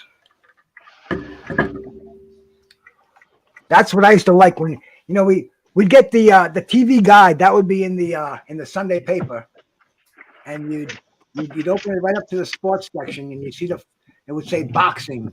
You'd go, all right. Not only on Saturday afternoon, but on Sunday afternoon too. It was truly the time to be a fight fan. Not that it's not now, bro, but it's a different thing now. Back then it was Saturday afternoons. The bars were full and light. It wasn't a chick pick time. It was just a time to go and watch the fights. And fights like this, no undercard. Maybe they'd show one fight under it. They'd show an up and coming blue chipper, but mostly it was just the main event. And that was the beauty, Bruce. You knew if at 4:30 on ABC, if they were showing Saad Muhammad and whoever, that was the fight they're going to show. They'll do maybe a feature on the guys, but by 4:45, you were in that main event. Yeah, well, they had to do it because of the 6 o'clock news. They had to get up and so. Oh, look at Saad. Oh, look at Yaki Lopez, man. Oh, look at Saad. Come on back. Yaki Lopez says, no. You come on over here. And Saad says, oh, yeah, well, you get against the ropes. It's tough stuff where these guys just shoulders down, heads down. And Yaki's got some outstanding boxing skills. Circling to his left, he's looking really good in there. He's got some nice footwork. But Saad, just cutting the ring off, just a warrior. Yaki Lopez was 61-15. He had 39 knockouts, 76 fights in his career. Say that again, George. His record was 61 wins, 15 losses, 39 knockouts. The guy had 76 fights in his career. Wow. And the names on his resume were just like one after another. Another fighter who was very, very popular with network TV. Always bring him in there. Fought everybody. His fight with Victor Galindez was beautiful. It was a great fight. Yeah, that Galindez fight, that was for a belt too, and he came so close to winning a belt in that fight. Just like this fight, he came so close in this fight too. He was the gatekeeper, the real gatekeeper who's fought. Lady Love, salute, sister. Thank you so much for coming in. And Lady Love, man, sub to her channel too. She's got a very uplifting channel. And if you don't want to listen to it, have your wife listen to it because they have women's talks on there. They have very inspirational talks. Sub to my sister, Lady Love, out there, man. Let me make sure she's got a wrench in here, so you guys can show her the love. Do I think Tyson Fury could beat Ali? Hell no, Jab Jam Marie. No way in hell do I think that. I'm sorry I didn't see that before. I saw my name highlighted there, but absolutely not, man. Muhammad Ali was a different kind of a fighter. You watch him fight Ernie Terrell. Ernie Terrell was 6'7", could probably knock out Tyson Fury. But Tyson Fury, I don't think he has the reflexes to hit Ali. I don't think he has the head movement to avoid Ali. I think Ali would dance circles around him. An easy 15-round decision, or maybe just frustrate him to the point where he knocked him out. Because Muhammad Ali, he would get you in a position where you were so tired, your hands were down, he would land that beautiful overhand right. He would knock you out with a left hook. He was just he had the timing and the accuracy and the stamina, the conditioning to go into the late rounds and take your best. Bruce, you don't even have to. We all know Ali would do that. I don't think. I was asked a question, George. I'm sorry. I know, but I wouldn't even put Lennox Lewis, in my opinion. Lennox Lewis would beat Tyson Fury. So I know, man. That's a troll question. Ali, look, Tyson Fury has beaten everyone he's in the ring with, and you can't deny it. And you know, That's what a can you say about that's a that? troll. That's a troll question. Hack knows better. I think he wanted to get me going on that, but well, he did Of anyway. You know, course, he but I kind of wouldn't did. even. You know, he's not That's even my the brother. greatest I fighter love from him, bro. England. And that's another one, man. Go sub to his show. He does shows on wrestling. He's a boxer himself. He tells you what it is to what's going on in the fights. Gives you his opinion. He got brothers on there that know their shit. I love going over there. When I see the Jab Jamboree, when my notification comes up and his show's on, man, you know, if I'm on a panel, listen, man, I got 1% left on my phone. I got to go and bango. I go listen to the brothers. I took up over there. I've been a guest on his show. Great stuff, man. I get some pretty good cats over here, George. You know, they're not just listeners. They also do a lot of creating, a lot of talking. So it's what it is, man.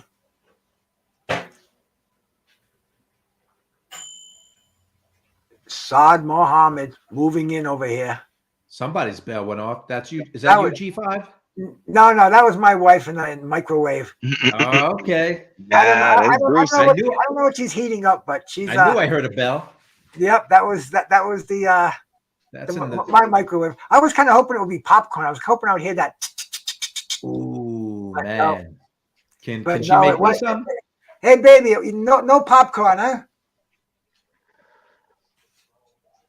She has selective G5 hearing. and I can use some popcorn. She has selective hearing. No popcorn, huh? No? All right. Huh, I thought that microwave was popcorn. And get that dog out of here. I don't want him jumping all over me. Go with your mommy. No popcorn. That was like it was like an alien question. I was like, popcorn. Come on. I don't even want to ask her what she probably a cup of ramen noodles or something like that. But things I don't eat. I got some cashews in there. If I get hungry later, I might grab a handful of those. But I'm trying to cut down because my clothes are getting tighter and the weather's getting warmer. So that means one thing: drop them calories. And Matthew Saad Muhammad, ever the machine with that piston-like jab and those unbelievable hooks and crosses on the inside. And Yaki Lopez, look at coming back with a great. It snaps his head back with a jab. But both of these fighters have really, really good jabs, and they come in behind the jab. You notice that they don't just come in. They don't get in the inside without using that jab first, without working behind the jab, which is basic fundamentals. Hey, Saad Muhammad, even when he comes, it's always behind the jab. And man, here we go. The phone booth is get ready for some phone booth warfare. End of the round. This fight was at the Playboy Club in Great Gorge, New Jersey. I remember fights being there. I never went to one, but I remember on TV. Yeah, sure. There all the time. You can tell me. Nobody's going to say anything. Yeah, you probably had a key. You probably had one of those gold chains. Look, with a man, key. I think I was 9 or so when they 10 when they. I would have loved to have been in there as a 9 or 10-year-old. I would have loved it. You kidding me? Oh, I had the Playboy magazines. I got caught under my bed. Wait. We're talking. You're talking about the magazine now. I was talking about the club. The magazine. That's they had some great fights. That it's too bad that they went under because they used to host some great fights in Chicago and in New Jersey, New York, and you can see the little bunny walking around there behind in the back of the screen. Cigars, cigarettes, Tiparillos. I guess those days don't exist anymore. In fact, half of the people at ringside probably have cigarettes or cigars dangling out of their mouth. And if I was there, you know what I have dangling out of my mouth?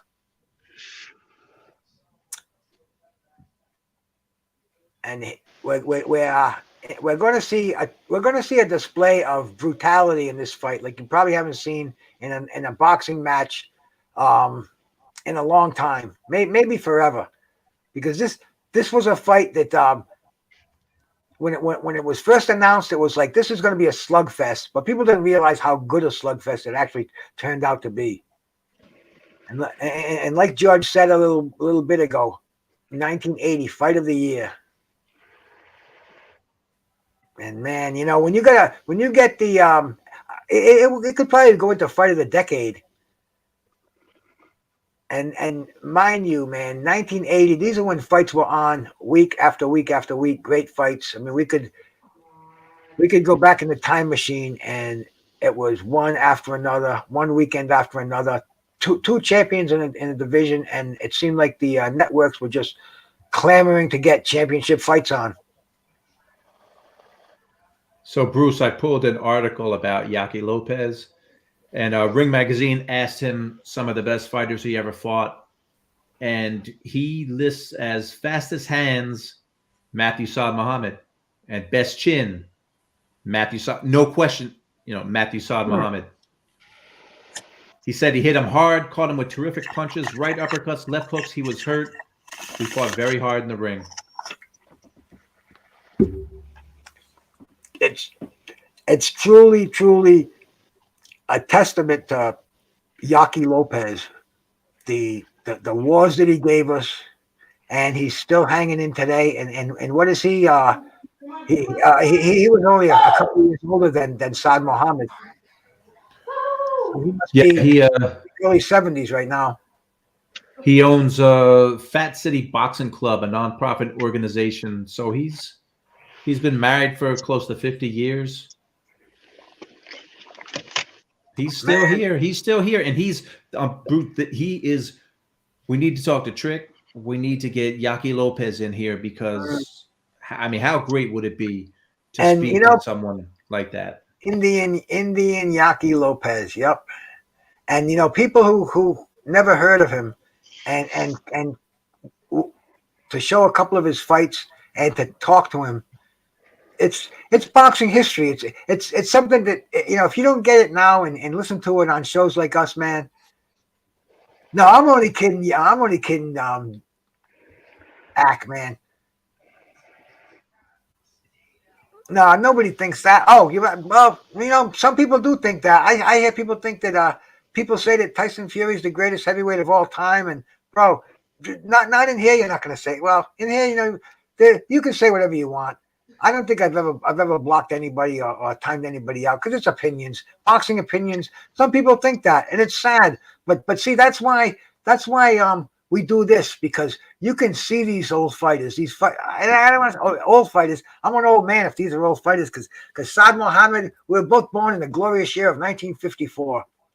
And I wish he was alive today, man, because he'd be in better shape than I am. And he looked good before he got the ALS, man. He was building homes for the homeless in Philadelphia, and he was in charge of a campaign, knockout homelessness. Yeah, he had a comeback. He rebuilt himself, and you know what's funny too, Bruce? Even when he had no skills left in the ring, he looked great physically.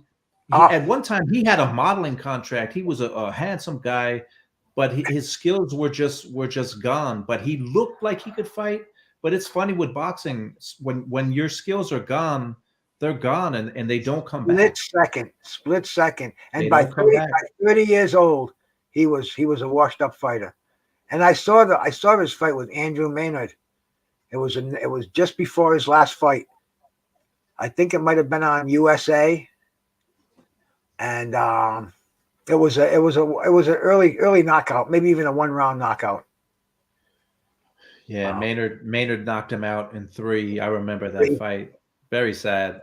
Very, very sad. To see a warrior like that, and then when I heard that he was found in a homeless shelter, destitute, it was even sadder. But then the comeback, I saw an interview with him, where he talked about how he's a fighter and he's back again, and he wanted to help the homeless people in Philadelphia, and it made me love him even more, man. It really did. It just showed a whole different side of the man. I knew the beginning. I knew that heartwarming story, of course, but the end, I didn't really know much about the end until you said we were going to do this story on him a couple of weeks ago. I watched a few documentaries. I read a few articles. I looked at some of my old boxing magazines, and man, I was like, wow, what what an amazing comeback that that only happened in the last several years of his life, where they found him. And Yeah, it's he amazing that was looking good too. He was looking good when he was before he got ALS and passed away. He had gained his weight back, his face filled out. it's amazing no one's done a movie on that guy, because just it's you can't make it up. His story outside of the ring, inside the ring, the way he went down outside of the ropes and came back, and then tragically he died at 59, way too young. I can't understand why there hasn't been a movie made about him. I'm surprised myself. Hey, let me shout out a couple of my friends who stopped in, man, and before we started going on, I shouted them out last time. Deeply goated, man. Shout out to you, Tim the Skywalker, my brother. Salute, my man. Salute, man. I saw Derek Bailey down there, man. Shout out to my man Derek Bailey, man. Always showing love. Shout out to you, brother. All right, man.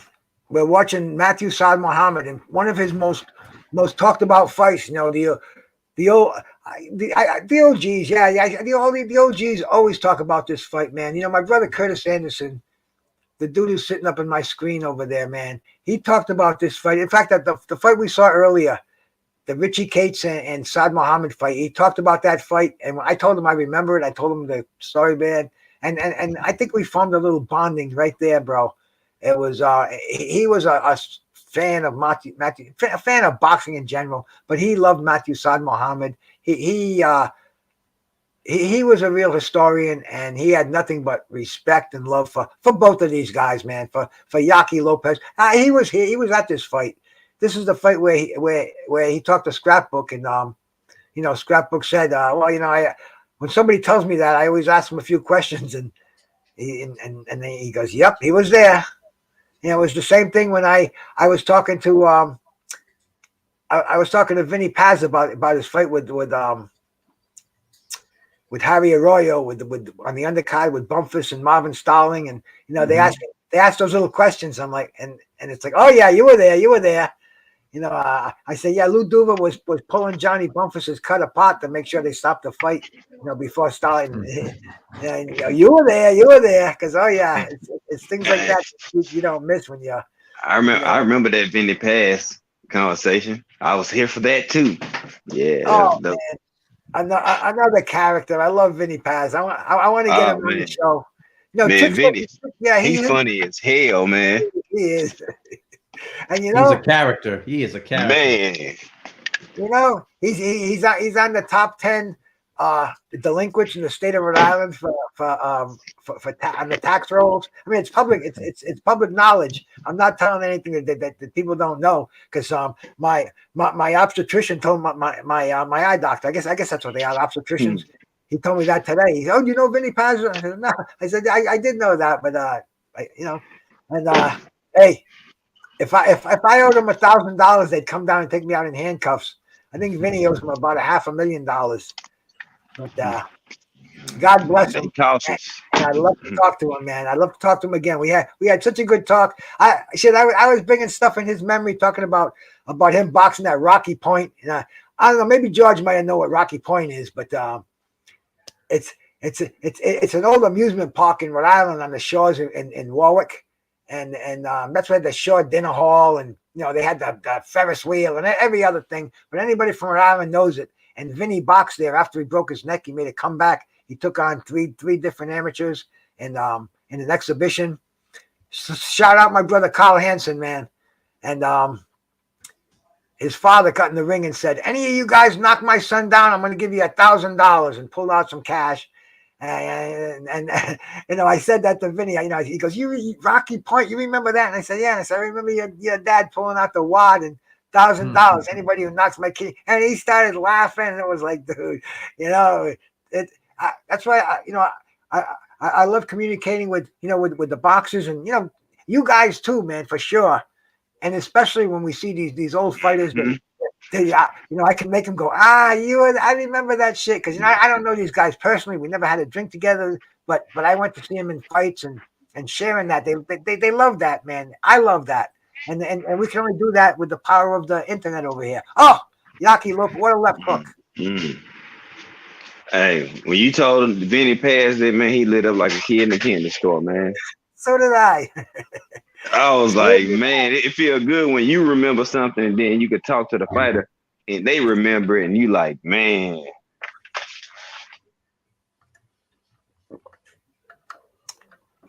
I hope we can get him up here someday for a Tuesday night fight, man.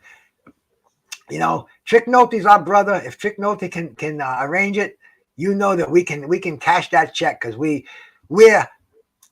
like little wallflowers at the dance. We're sitting in the corner, and when a handsome young boy, a former professional boxer who was one of our idols, man. I'm gonna say it, bro, because you know I didn't watch Superman and Batman and Aquaman. I watched Muhammad Ali and Joe Frazier. You know, those were my heroes, man. And when people of that stature want to grace us with some talk, oh, bro, oh, look inside Muhammad's face too. I love it, man. Getting back to, I guess we call this double tasking, don't we, George? Yeah. That's a new word on the internet. I like it, man. I'm going to become a multitasker soon. Vinny Paz would be perfect. He's perfect to talk to anytime, but especially on Tuesday nights. Bring Vinny Paz in here. Bring Yaki Lopez in here. Bring these guys in here. If they will grace our dining hall, we'll serve them up, man. We will definitely serve them up. You know, I would. Saad Muhammad unloading on Yaki Lopez, but Yaki, tough as they come, sticking around, pins Saad in the corner. Look at Yaki. Oh, he's banging those chin, man. A chin. A chin for sure, like a Tex Cobb like chin, a George Chuvalo chin, and coming back for more. Oh, and that what a good referee, man. Let's not sleep on his recovery time too, because he took some bombs and he's like, oh, I'm back. I'm like, ooh, babe, that's dangerous. When a fighter can shake back that fast, oh man, bro, that makes you don't. Should I hit him again? You know, like man. That's what we call the punches back then. They were bombs. I mean, that's like the word, man. And even look at those gloves. They even look like they're more deadly than the gloves they wear today. They look like they're gonna bombs at the end of those fucking things. No blue, gold, red. I mean, those are Everlast. Those are brown gloves, man. There ain't no fucking around with those gloves. Those are boxing gloves, man. You know, they pull those off, unwrap them, put them on, bang. They got on the Joe Louis special. Yes, sir.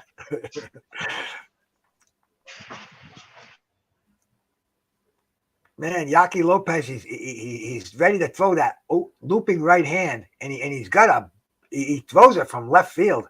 Oh, he got backed up. Saad moving in for the kill here. I like this, man. Saad Muhammad, and he puts everything into those punches. If you're not in front of him, he's going to go through the ring. He throws so much into his punches. It's like the whole body, the whole upper body in there. And man, they just get there. They put their heads together and just rip that body apart. Those were pity pat punches. The fans like that, but those weren't the outside bombs. Ghost, my brother, salute, bro. Peace, man. Yeah, punches are just different, bro. Make sure you got your jacket of arms in here, Ghost. I don't want nobody timing you. Okay, bro, you've been here before. I forget, bro. You have to forgive me. I smoke a lot of weed, they tell me, but only when I'm online. And only when I'm having a good time with my brothers and my sisters over here, man. And tonight this is memorable over here. These are fucking killers. Yaki Lopez and Matthew Saad Muhammad, WBC light heavyweight championship of the world. These guys, they want to take each other's heads off. The most outstanding gentlemen you'll see outside the ring. Like I said, man, Matthew Saad Muhammad went out and found Yaki Lopez to induct him to induct him into the Hall of Fame when he went in there. And man, a fighter who truly deserved being in the Hall of Fame is Matthew Saad Muhammad. Unbelievable record. What was this, June 1980? Oh, I guess I'm the only one in here. I know George might have slipped Something out. like that. Yaki just went something down. like in Here 1980. we go. George is back again. Yaki Lopez just went down. It was a slip. I guess July 13th, 1980, this fight was. June 13th? July 13th. July 13th. June, July. Same thing. Oh, Saad Muhammad. Oh, now that was a knockdown. Mm-hmm. That was a knockdown. Yeah. Whoa. Saad Muhammad's birthday is in June, No doubt about it.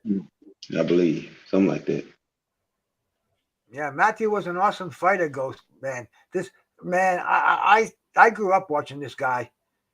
I saw literally every one of his fights after I saw him fight Richie Cage. Look at him just bombing from stepping back, getting a little more power in his punches, going in for the kill, knocks Yaki Lopez down again. And this is round 14. 14 Now, rounds of this, and he's still got this left.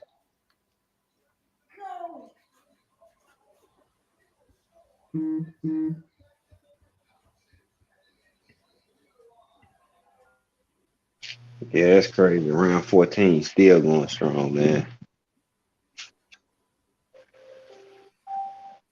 oh, that was it.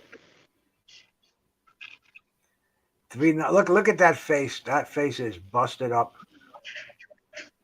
And Saad Muhammad gets that victory after almost getting killed.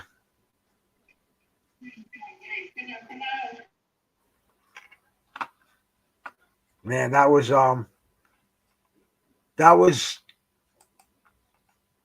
one of the great fights in a career of great fights. Matthew Saad Muhammad. Man, what can we say about Matthew Saad Muhammad that hasn't already been said?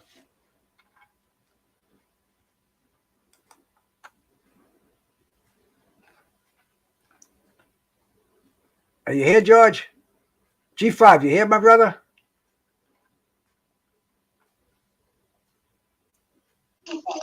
Oh, yeah, I'm still here. George got cut off or dipped off. Man, it's probably StreamYard, man. You know, this is like my first time coming up today. So, StreamYard's doing some funky things, huh? man, crazy. Oh, man, it was great talking about those fights. You know, we've been on here for a couple of hours now, and the fight just got over. It was just great stuff, bro. I mean, shit. It brought me back because he was one of the fighters that was just from back in the day. You know, I show the mags and stuff, and you know, the fighters from back in the 80s, and Matthew Saad Muhammad was probably the best one out of all of them, man. You know, he was a killer, man. He was a killer. You know, I hate that, you know what I'm saying? Yeah, you know, got sick and things of that nature. And, you know, y'all don't know about ALS, you know what I'm saying? Lou Gehrig's disease, you know what I'm saying? It eats away at your muscles, you know what I'm saying? So y'all, a lot of your physical functions you used to having, it deteriorates them. So as a boxer, you can't move and have your reflexes like you want. You know, that's a thorn in the side, like for real. But I mean, he left us a lot of good memories, though. You know, you grew up watching him. I had to catch up on him, like, you know what I'm saying? So you got to see him, you know what I'm saying, live in real time. You know what I'm saying? Well worth it, though. Well worth it, as you know. I mean, these are the kind of fights you watch over and over again, and you tell people who say, hey, check out Batuviev, check out Bivol, check out Joe Smith. Yeah, they're good, but you want to see a killer of a light heavyweight fighter? Go watch some Saad Muhammad. That'll kind of show you where we came from. That'll kind of show you why yeah, we look at these fighters and, you know, they're as good as you get today. But man, you go back to the late 70s and the early 80s, and you look at the light heavyweight division, and it's just fighter after fighter, Hall of Famer after Hall of Famer, fighting each other. You know, things you just don't see today. And that was that was it. That was Matthew Saad Muhammad. He was right smack in the middle of it.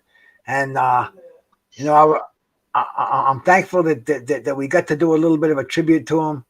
Like I said, man, I'm the farthest thing from a historian, but I have a good memory of things that I appreciated back then, and Saad Muhammad was one of them.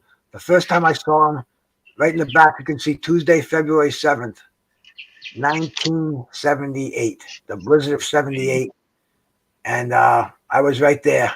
And Mark's in Canada, 400 miles away. Wow, man. Yeah, you know, if you need a place to stay, give me a call. I'll take it right out there and pick you up if you get broken down or something, my bro. But shout out to Mark and Rivals, Ireland. Oh yeah, Mark, that's cool, dude, man. Mark's been saying he was going to go to Canada any day now. I thought he might have just been chirping about that, but bro, he's out there. That's almost flesh touching distance, man. You know, the only guy I've ever seen face to face from the internet is Mad Chad. I'm sure I'm going to bump into George. In fact, you know, we're gonna have a dinner for Curtis Anderson, man, on the weekend of his birthday in Newark, New Jersey. I'm going to make sure that gets going, man, and we're going to have at least a table for four. I just got a text. It might be George. He's going to explain what happened here. Is it George? Yep, it is, man. It's George Jakovic. My internet is crazy tonight. Well, anyway, man, we were grateful. We gotta be grateful that the internet held out for as long as it did, man. We got through what we need to get through. You know what I'm saying? I worked around my technical difficulties and everything. Come on for a second, bro. I'll drop a link in here, man. You can tell us what's going on, bro. You can share a little bit of that with me if you don't mind. Let's see here. I'm trying to get that on here. Copy that. I don't know if he will, because Mark's a busy man, especially being in being on vacation, being in the United Kingdom. Mm-hmm. But he says, sure, man. And my brother Mark, you know, it'd be a pleasure to have him up here.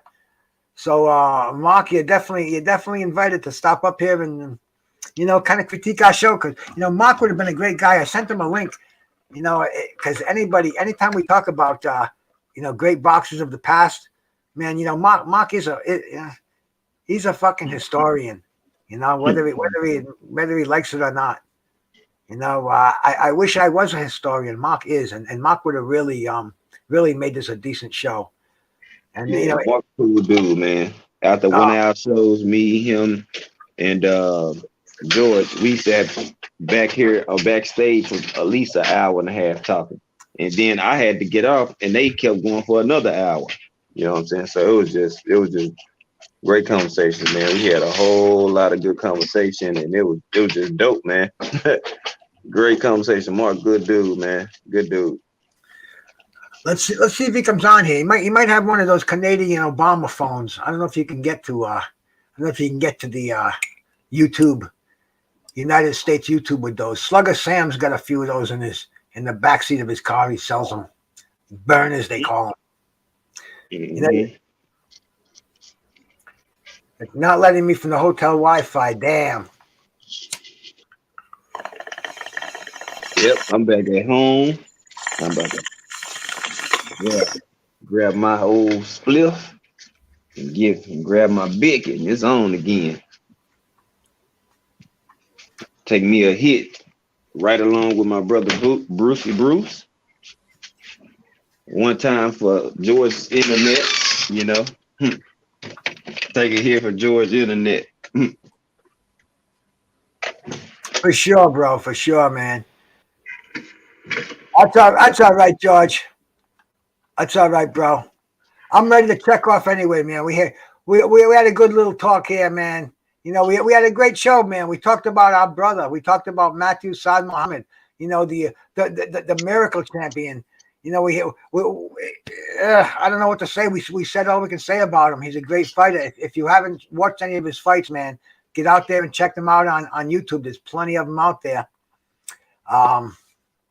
There's, Matthew Saad Muhammad is a true legend in the light heavyweight division. He's going to put on championship fights for you. And You're not going to be sorry. You know, we told you a little bit about him. His fights tell it all. With John Conti, with the fights we saw, that he rematched every one of the opponents we saw. So, you know, you can go back on those. But anyway, G5, tell them where they can find you every day, my brother. Tell them where I get my morning cup of coffee. Oh, wrong one here. Full size. There you go. You're in charge. Oh man, shout out to everybody that came through and support my man Bruce Goes. Bruce, they hit 500 subs. Shout out to my man, 500 more to go for you. I lost a few subs. I don't know what this about, but it is what it is because I did too, man. I did too. I mean, I still need 30 to go to hit 500, but hey, it's all good. But shout out to everybody in the chat who came out to support, you know what I'm saying, our joint venture. Hey, we enjoy this.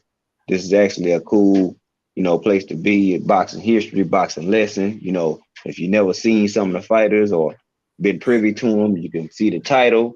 Start Google, do your research, and that fighter that we show here might be connected to a fighter that you do know, and you might have to start doing more homework, and you know, you can put the pieces together, man. So it's all, you know, it links together, man. So y'all can follow me at, you know, at G5_Gabe, Instagram, YouTube, you know, at Twitter, Outspoken OG.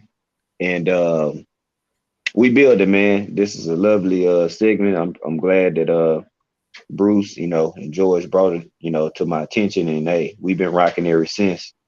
Even before George came, we started doing interviews, and it's been a great time, man. Y'all a great chat, man. Y'all are dope. You know, y'all ask good questions, give good input, and y'all are very active, man. And I appreciate that, you know, for my man Bruce and just on our joint venture. But everybody have a good night. Y'all be good. And until next Tuesday or until the AM, y'all know where to find me at. Appreciate you, my brother Bruce. All love, my guy. I'm gonna keep smoking my gas. I gotta relight it. And that's it. That's all I got, man. Great show, man. Great show. Thank you so much for coming on, G5, man. Peace to you, my brother.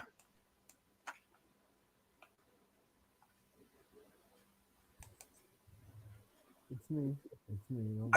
I think Mark and Raul just slid in here. Roland, I think Roland's in here too. Yeah, Roland. Roland with the punches. Let's on for 1 second, bro. I'm just about cutting out here, my brother. Oh, my guy. I love you, Young Bruce. guy. Mark, I love you, Bruce. Let me speak to Mark, Roland. So what's up, Roland? I mean, what's up, Mark? How you doing, my brother? Can you hear me? Mark. Mark, I can't hear you. Well, we tried, brother. We tried. Anyway, man. Bruce. This is Bruce Gas over here, bro. I'm closing this operation down. We had a great show, man. We had a great show. I'm gonna take you out with my theme song over here, man. Yeah, I have to take my glasses off to find it because I can see far away, but I can't see close up. And my brother G5 is gonna take you out here, man. AKA Toker too. You know I had to drop a track with my boy. Where you at? Yeah, capping the arresting boys out here telling favors. I'm the hardest young nigga, I ain't signed to no label. Hey, Bruce Gas putting no fights on the table. Calling that Boston since Kane versus Abel. Smoking so much gas, you would think that shit was fatal. I'm the people's champion like Muhammad Ali. Shut up, Bruce Gas, one day we gon' meet. Yeah, we gon' blow it down, we gon' smoke a hella weed. Yeah, we gon' blow it down, take a hit out the Toker too. Slipping hella shots, but like Tyson with the Pikachu. Little Glock on my side, but it hit just like Isaac Cruz. Shout out, man, Chad, real shit, that's my fucking dude. We always cooking on the panel. Strapped to my side, I ain't talking about no sandal. Bruce passed me the blunt, I'ma light it like a candle. Ayy, non-stop bars, man, I always spit flames.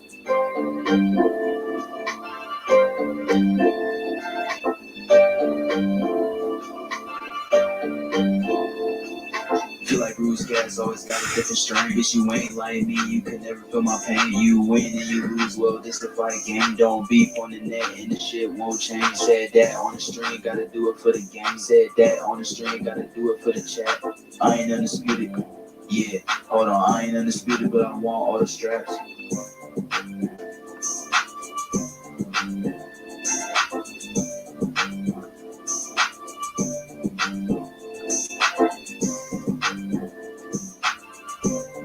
That's my brother 150, man. 150 with my theme song, man. Thank you all for coming in here, man. Peace out.